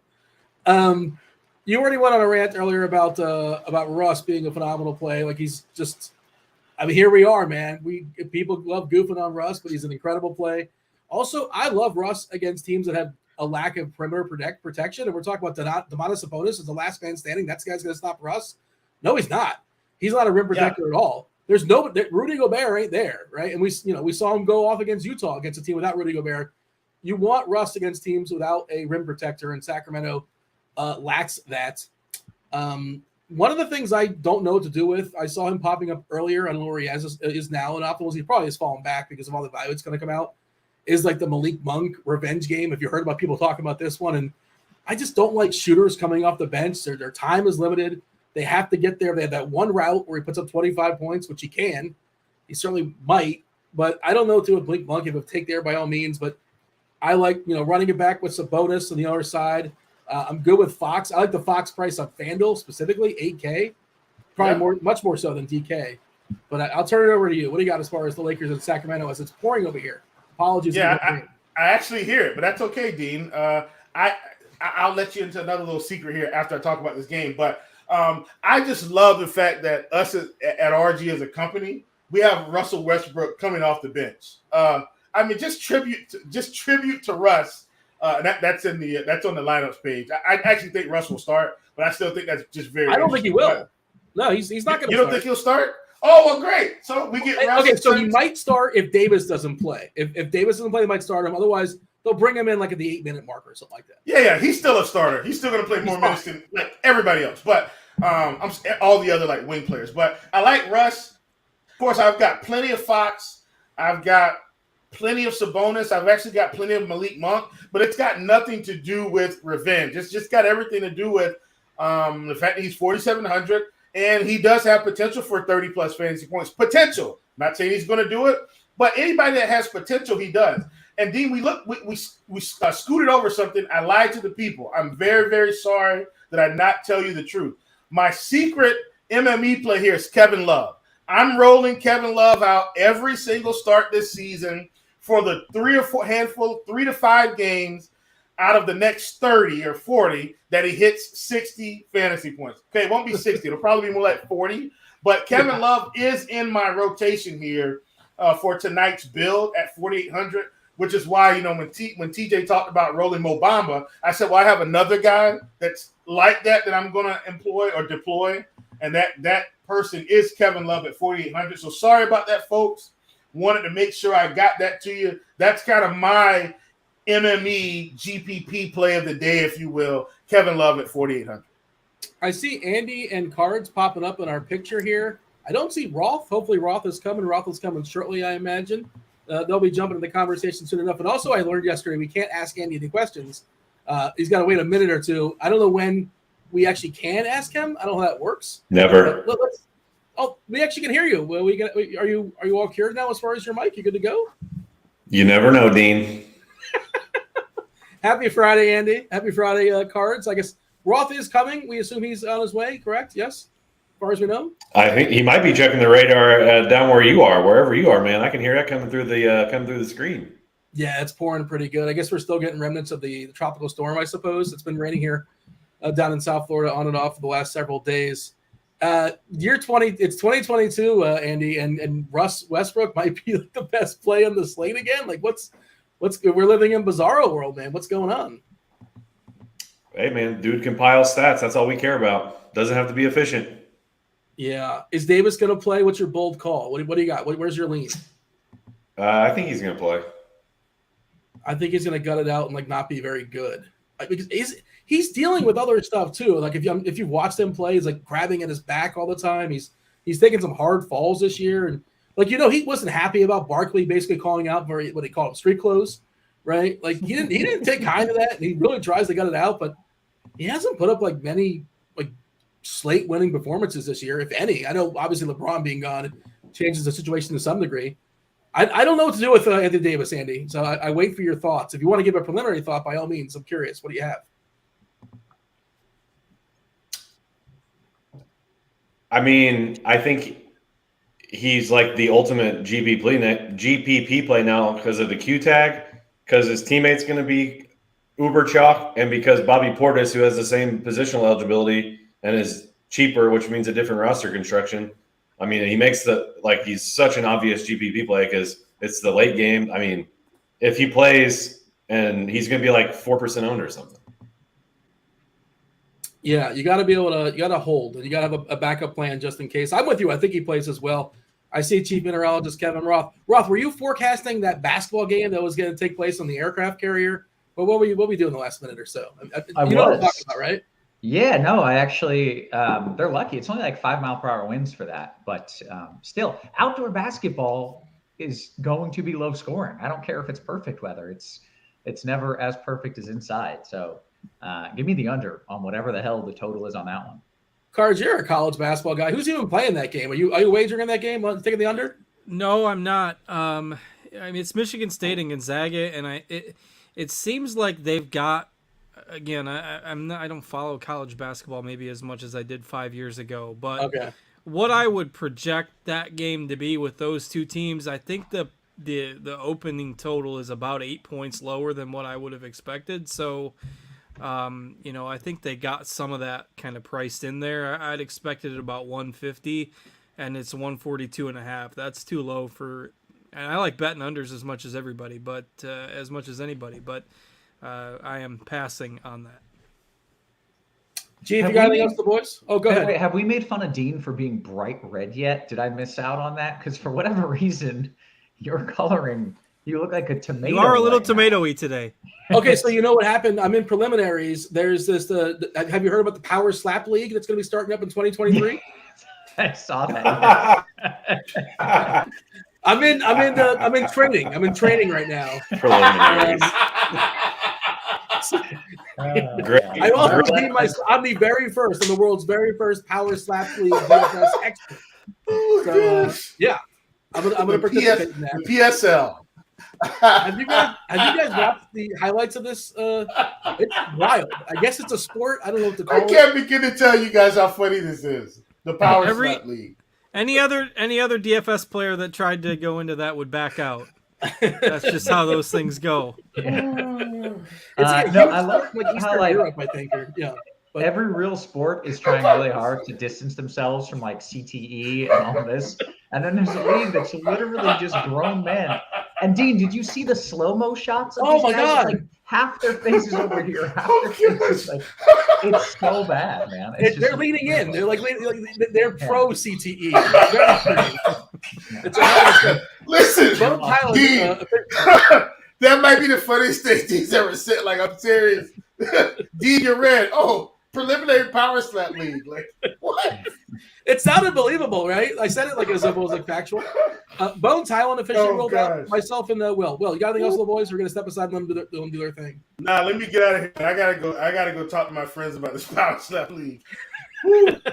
It's on my Twitter timeline. Check it out. Real tears. And apparently they're linked with UFC somehow, which feels like there's a crossover. There's a Venn diagram of the fans for sure.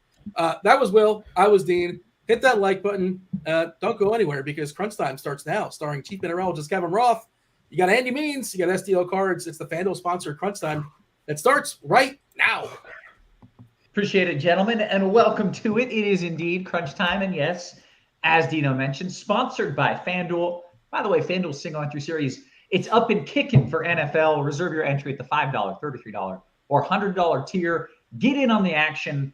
You get what you win, plus there's weekly and seasonal prizes on top of that. So it's really kind of like the must-enter tournament, I think. Shout out to our leaders after the second week of contests. We got J-Tay, Puck Rat, and Dream Team.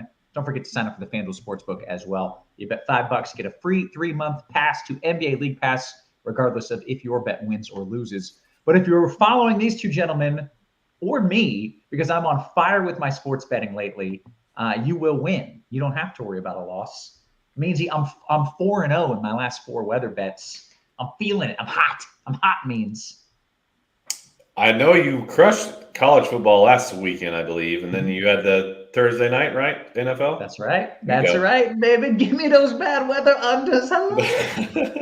And it's only going to get it's only going to increase as we get into the November and December and January months, I would assume. One would hope so. This week, kind of quiet. I don't think there's going to be any more unders that I put for the rest of the week. But make sure you're on Scores and Odds because that is where I place my weather bets. And that's not just mine. To be clear, like I am 1/1000th of Scores and Odds. I am the tiniest little fraction. But it's where all the actual experts that I work with put their sports bets as well. Means, how you feeling, bud? I'm feeling pretty good, man. This slate, I've loved this slate from the get-go. Once I sat down and looked at it and started writing about it this morning, it's like it has everything. Not too few games, not too many games. A lot of names out, a lot of names questionable. I don't know. I really like it. It's basically literally right in my wheelhouse. So I've enjoyed looking at it today, and hopefully we can give the people some goods. I like our chance to have been able to do that. We got Means. We also got STL Cards. Bringing his GPP flair to the biz. Cards, how you feeling?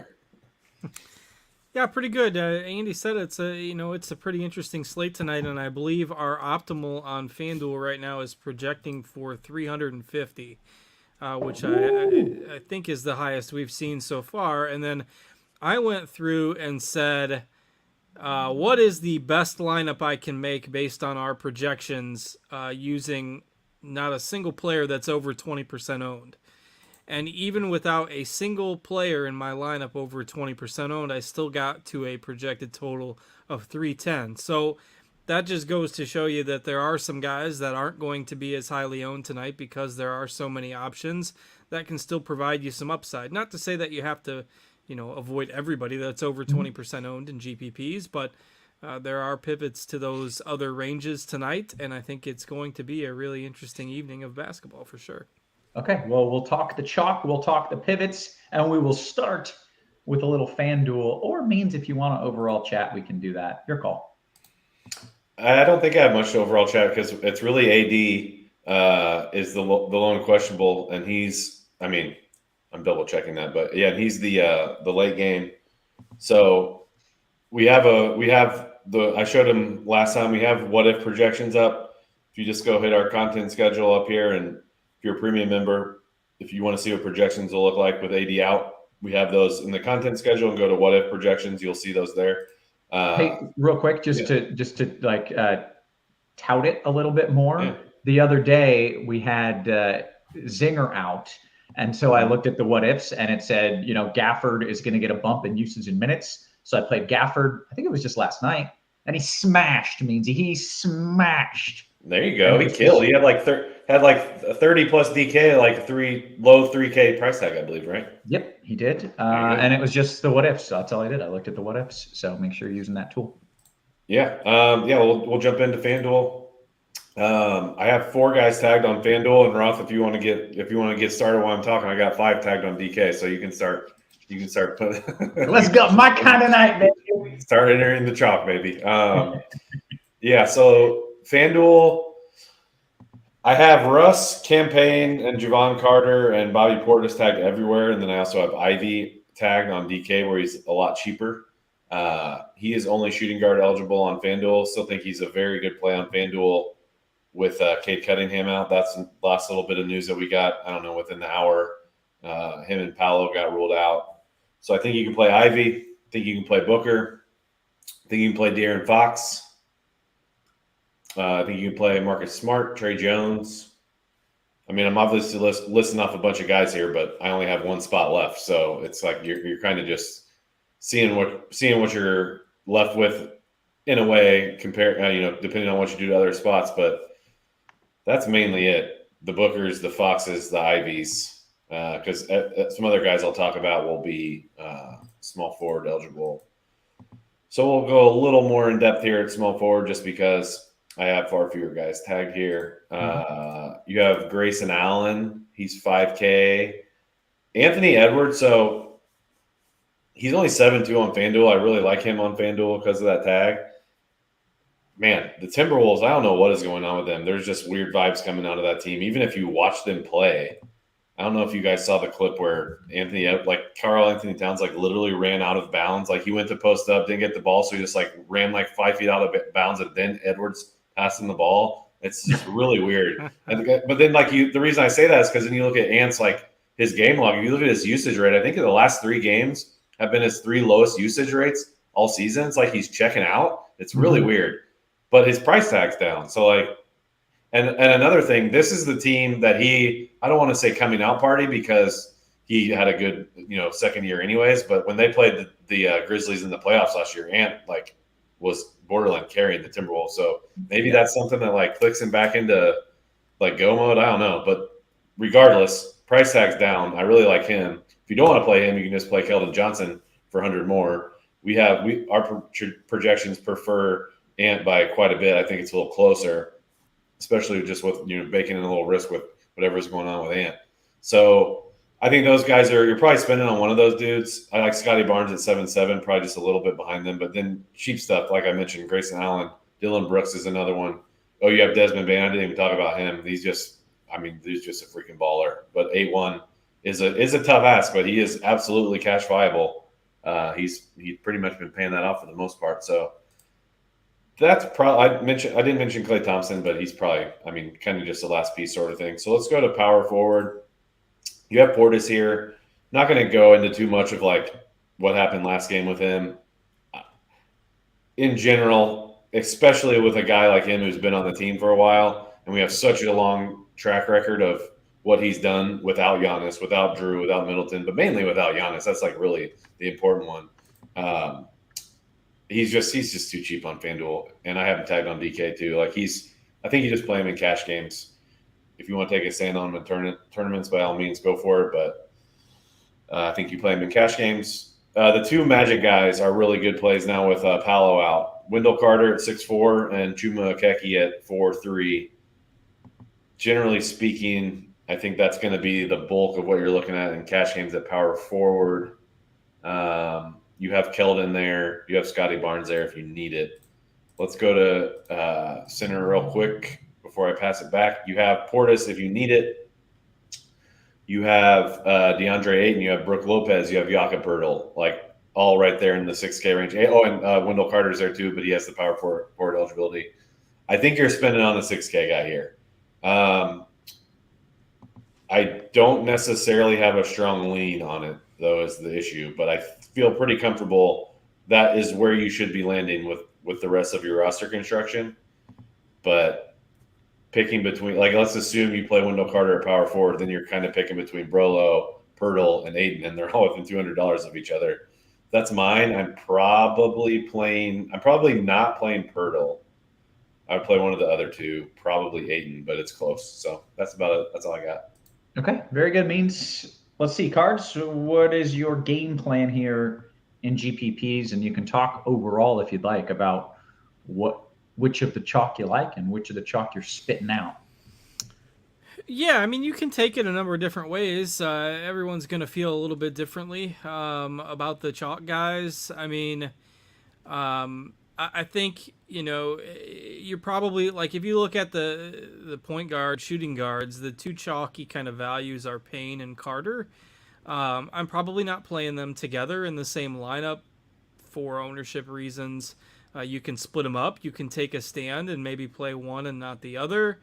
For me, I don't know. I feel a little better about Carter. Like, Payne worries me some that I think Booker might dominate the offense there. They project almost identically. We've got them projected for the same amount of minutes. But, I mean, it's hard to ignore what Carter did in the last game, and I know it was double OT. But the matchup against San Antonio is just kind of the tiebreaker for me. The fact that game only has a 1-point spread. The Suns are favored by 8. So I think I'd probably play Booker from the Suns as my guard, Carter as the chalkier one, and I'll probably be underweight on Payne. Probably slightly underweight on Westbrook as well, just because I think everybody's probably going to play him, and he's 7,200 on FanDuel, which is fine. But, I mean, the guy could shoot 2 for 16, and yeah, he's going to put up some boards and some assists. But I don't think he's necessarily a must in tournaments on FanDuel, particularly if the ownership is higher than where we have it. Right now we've got Fox with a lower ownership. I'd rather play him. We've got Van Vliet with lower ownership. I'd rather play him. Even Brunson, I think, in tournaments is interesting. So those are some of the pivots at guard. Killian Hayes has largely been a disaster at the NBA level, but he is only 3,900. He should pick up a few more minutes now with Cunningham out tonight. And he's 3,900, doesn't need a whole lot to not tank your lineup. And maybe there's a ceiling there at some point too. If it's going to happen, this would be the night to potentially get that. So those are some of the guards I like in tournaments. Like Ivy as well from Detroit, but he's going to be popular now. Other shooting guards, I don't think I have a whole lot else to add that wasn't also point guard eligible. Maybe somebody like Malik Monk or Mikal Bridges, but not necessarily guys that you would often go to for ceiling. So the two forward spots, it's really interesting because Portis is going to be so chalky, and he's tough to fade. If you're playing a lot of Carter, if you're playing some Lopez, like I wouldn't play all these Milwaukee guys together because the odds that they all have a ceiling game again, 2 times in a row, because of the double overtime last time, is pretty low. So I wouldn't go jamming like 4 Milwaukee guys into one GPP lineup, but mixing and matching them is certainly fine. Same with the Orlando bigs. Anthony Davis in tournaments, obviously a great tournament play. You do have to leave yourself some navigating room. That game starts at 10:30. There is one other game at 10. So, if it gets announced that he's out before 10, you have a couple games you can pivot to. But maybe you want to use Davis and another kind of cheaper guy from that late game to be able to maneuver the salary around. But it's tougher, on FanDuel with the way the positions work.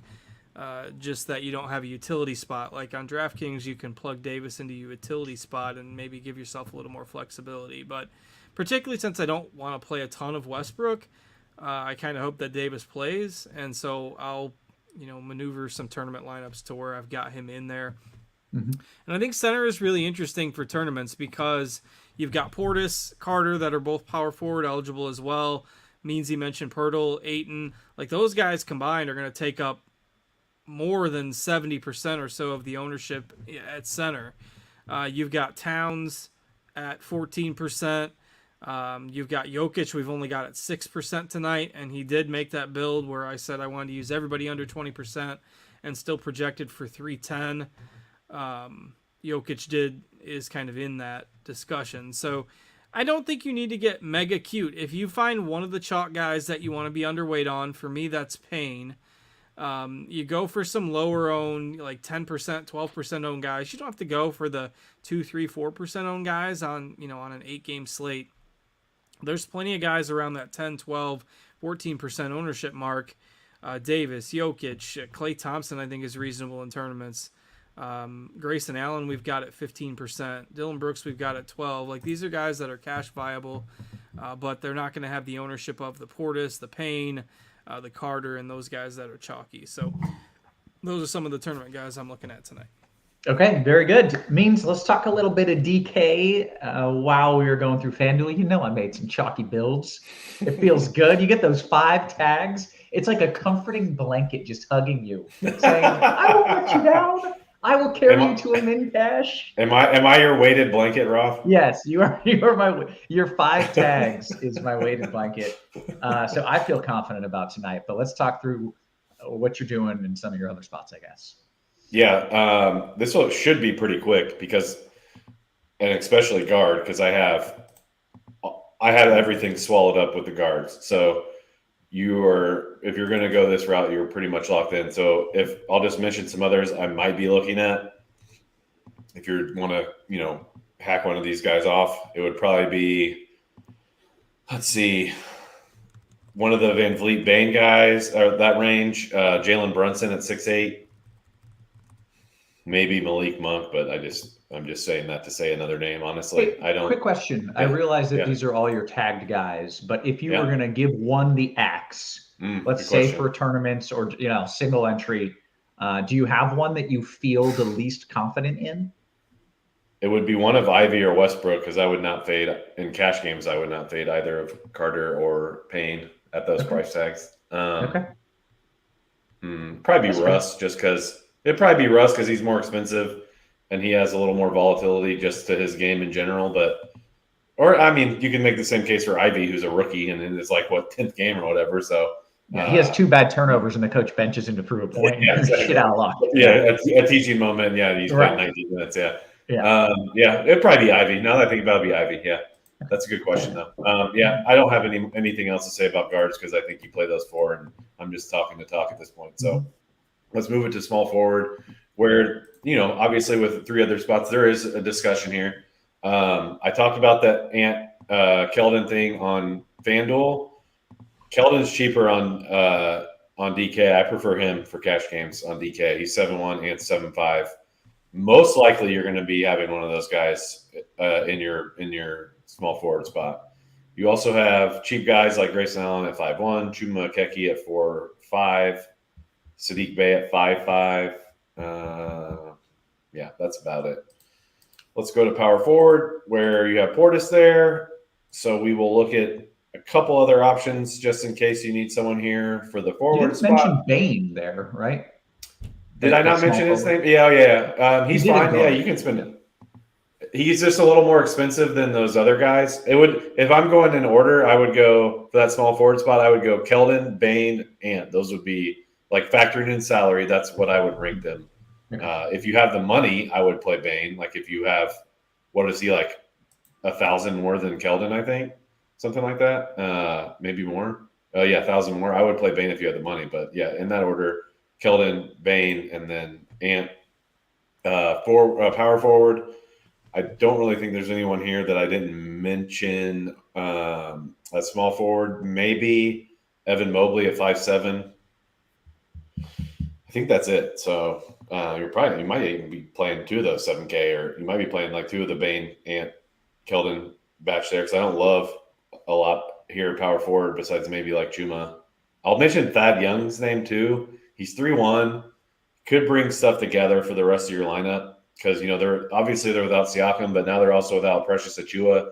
Birch is still out, so they're down a bunch of their, we'll call them forwards and centers, but they're all just basically the same prototype on Toronto. So I think Thaddeus Young is viable. I would prefer not to. I don't think you need to, because that kind of brings up another point of just roster construction in general. There's not how I've said before, like DK, like value can mean expensive too. Like you can have someone who's really good value who's really expensive. We don't have that tonight.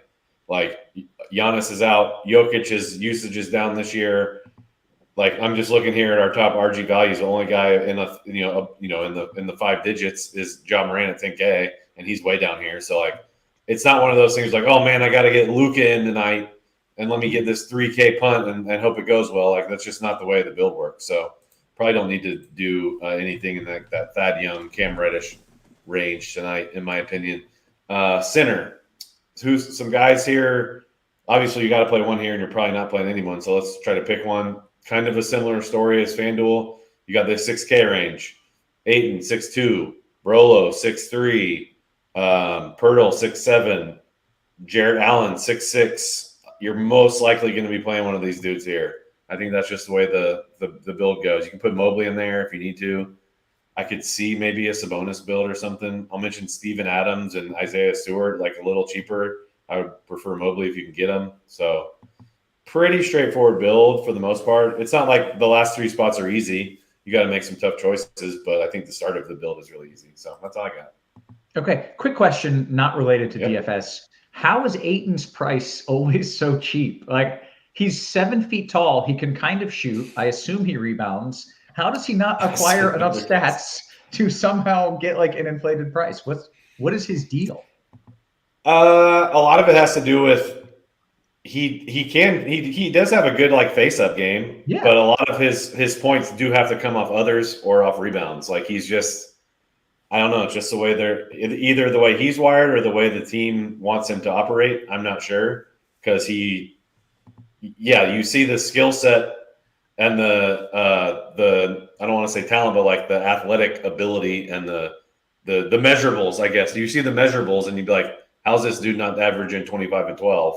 But it's a combination of who he's playing with. Booker, and Payne's out there. Payne's going to shoot a lot. Bridges is taking another step forward offensively. So maybe that's just what they want him to do, I guess. So I just, every time I see him so cheap, I just think, wow, that guy's an 8K player. But I guess you're like, oh yeah, 29.75 DK points. All right, I don't know how that keeps fooling me. But all right, let's talk some DK tournaments. What is different on DK here, Cards? Not a whole lot. I mean, there's not a lot of egregious pricing discrepancies. RJ Barrett maybe fits a little better in tournaments on DraftKings with the positional requirements. Anunoby's a guy I like a little better on DraftKings as well at 7,100 with all the guys that they're missing. I mean, he could very well play 50 out of a possible 48 minutes tonight. Toronto will do that with their guys when they're shorthanded. So if you want secure minutes, I mean, I think Anunoby is perfectly fine. Not that he's cheap by any means, but fits that kind of 10, 12% owned guy. And you could do that build that means he was talking about that nobody was mentioning, that nobody's doing tonight, because you take the top 4 priced. No, let's see. We can even go higher than that. The top maybe 12 or 15 priced guys on DraftKings, nobody's above like 17% ownership, because the balanced build is just the way it works out so easily tonight with everything that's opened up. If you wanted to do a build that had, say, Ja Morant and Jokic in it, that would definitely be different. You'd have to play like 2 or 3 of the likes of, say, a Malik Monk or a Killian Hayes or a Cam Reddish or a Kevin Love, who Will was mentioning on the last show, like they're definitely not secure, and this certainly isn't the way you want to build a cash game roster tonight. But if a couple of these 4K guys get up into the 30s for fantasy points and you hit the right studs that go for triple doubles, then that's going to outweigh the safety of that kind of balanced approach. So I do like that kind of build on DraftKings in particular tonight, with their floor salary being in the 3Ks. There's a couple guys that maybe don't feel good, but maybe they can get you there tonight. Okay, very good. And I want to point out this comment from Mike Gray. He says, everybody's on the same core plays, which, it's because they're from Meansy. He's smart. Pretty, the chalk lineup does build itself pretty easily tonight. Yeah. But then he says, but this Golden State Cleveland game has a high total. It's going way under owned. So do you have interest in that as like a game stack? I do, more so than I would have had like a week ago, because, or even 2 weeks ago, because at the start of the season, the Warriors were being cautious with their star players. They were only letting them play 30 minutes, 32 minutes, getting them back into shape, getting them rolling. Oh, and then all of a sudden, well, we started 3-7. Maybe we better pick it up a little bit. Yeah. And, the last couple games, Curry's played 37 minutes, 38 minutes. I think Wiggins hit 40 minutes the other night. And so the Warriors are suddenly a lot more viable than they were a week or two ago. And on Cleveland, you've got Jared Allen's only 6,600 on DraftKings. Evan Mobley's only 5,700. Garland 7,400. Those are manageable price tags. I just mentioned Kevin Love. Donovan Mitchell's really the only guy that breaks the bank, and he's 2% owned tonight. So I do like that game as a stack. If you're stacking a game up in GPPs, I think that's probably the best one when you factor in the ownership. Okay, very good. Let's get to some of these QQs here. We've got about 5 minutes until lock. And I want to start actually with Golden State, saying, how about Klay Thompson, small forward? I think this was FanDuel. At 5,700, he's playing 30-plus minutes now.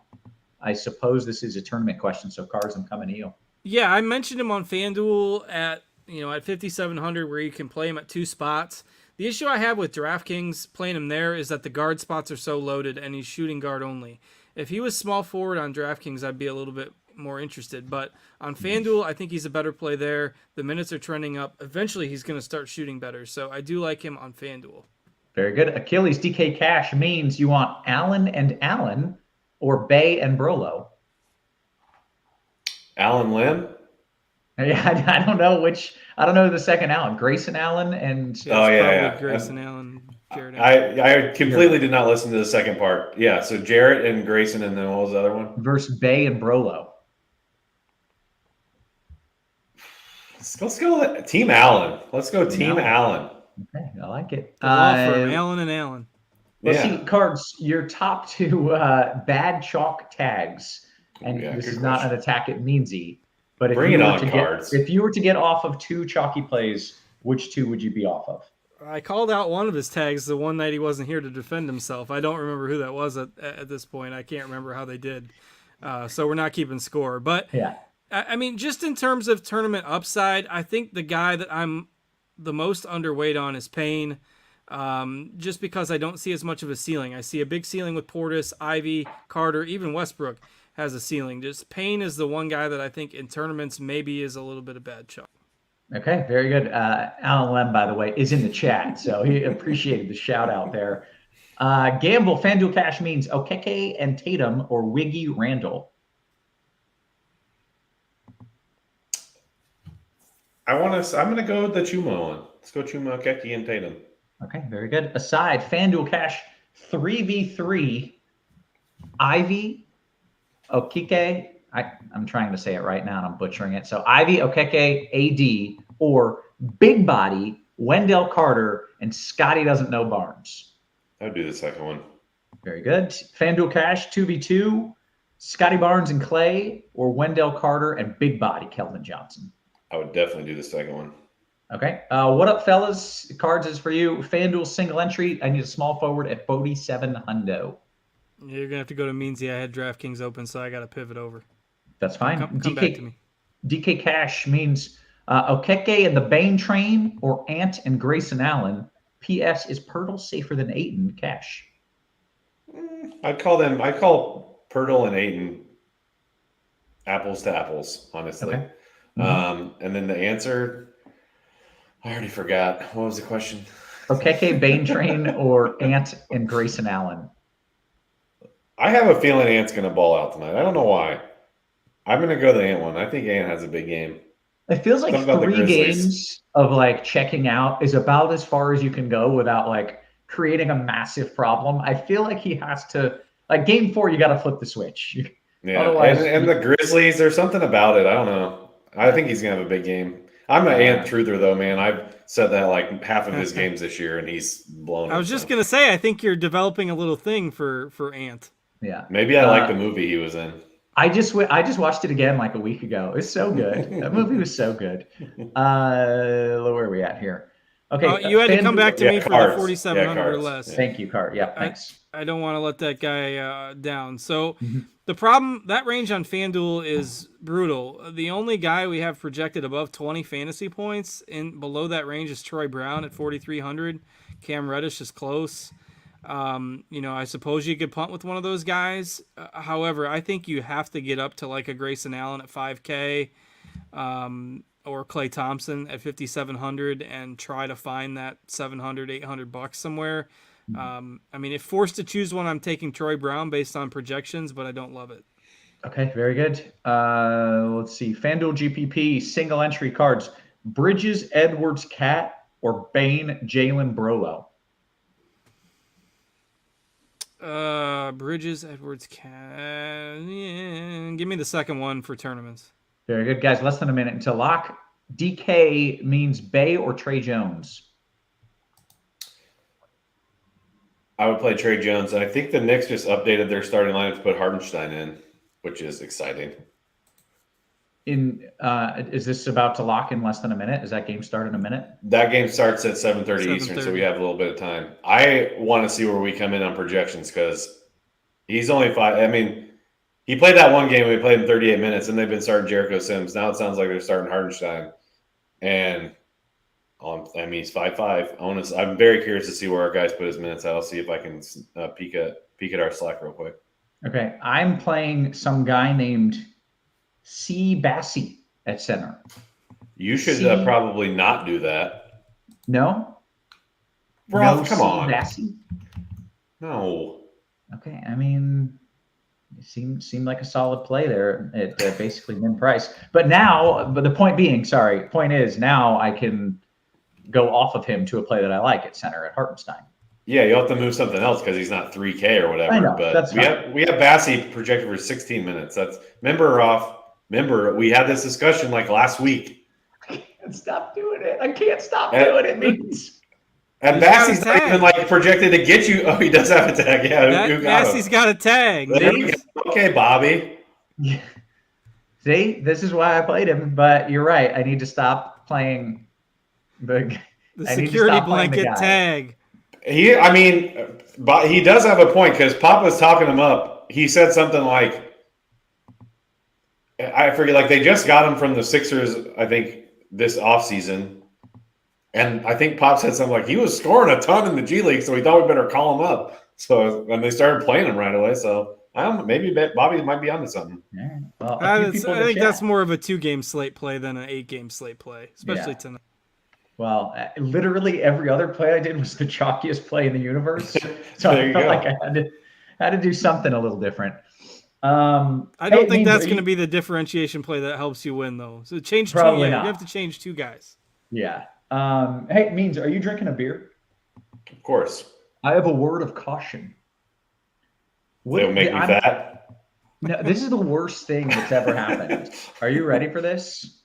Yes. I got gout. Do you even know what this is? I've heard of it. I have no idea what it is. I've literally thought it was something pirates get, but I think that's scurvy. What in the world is gout? And I was tell me what is Gout's a foot thing.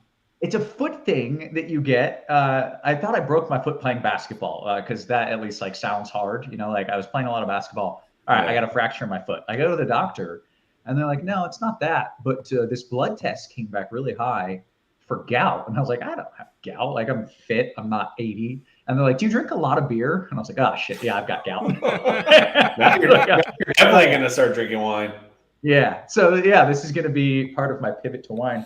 I don't recommend it. But everyone in chat who's had it, they're saying, yeah, it's not fun. It's not a good time. This isn't something where I can't I can't Google Fournier, right? No, it's fine Gout? to Google. It's not gross or anything. It just hurts like hell. And yeah, so apparently drinking like all the beers, not good for you. Who knew? Shit, I've got gout, he says. Yeah, man. If you just pulled a beer can into the screen right there after that whole, I mean, that was just gonna be because he did it so nonchalantly too. You're like, yeah, it doesn't hurt that much. Oh my God, that would have been so epic. I would have taken the pain just for that moment, but sadly don't have one. All right, hey, we're gonna get out of here on that. So for memes, for cards, for our wonderful production crew, always working hard behind the scenes. Guys, we appreciate you. We love you. And we will catch you tomorrow. You have been crunched. We're out.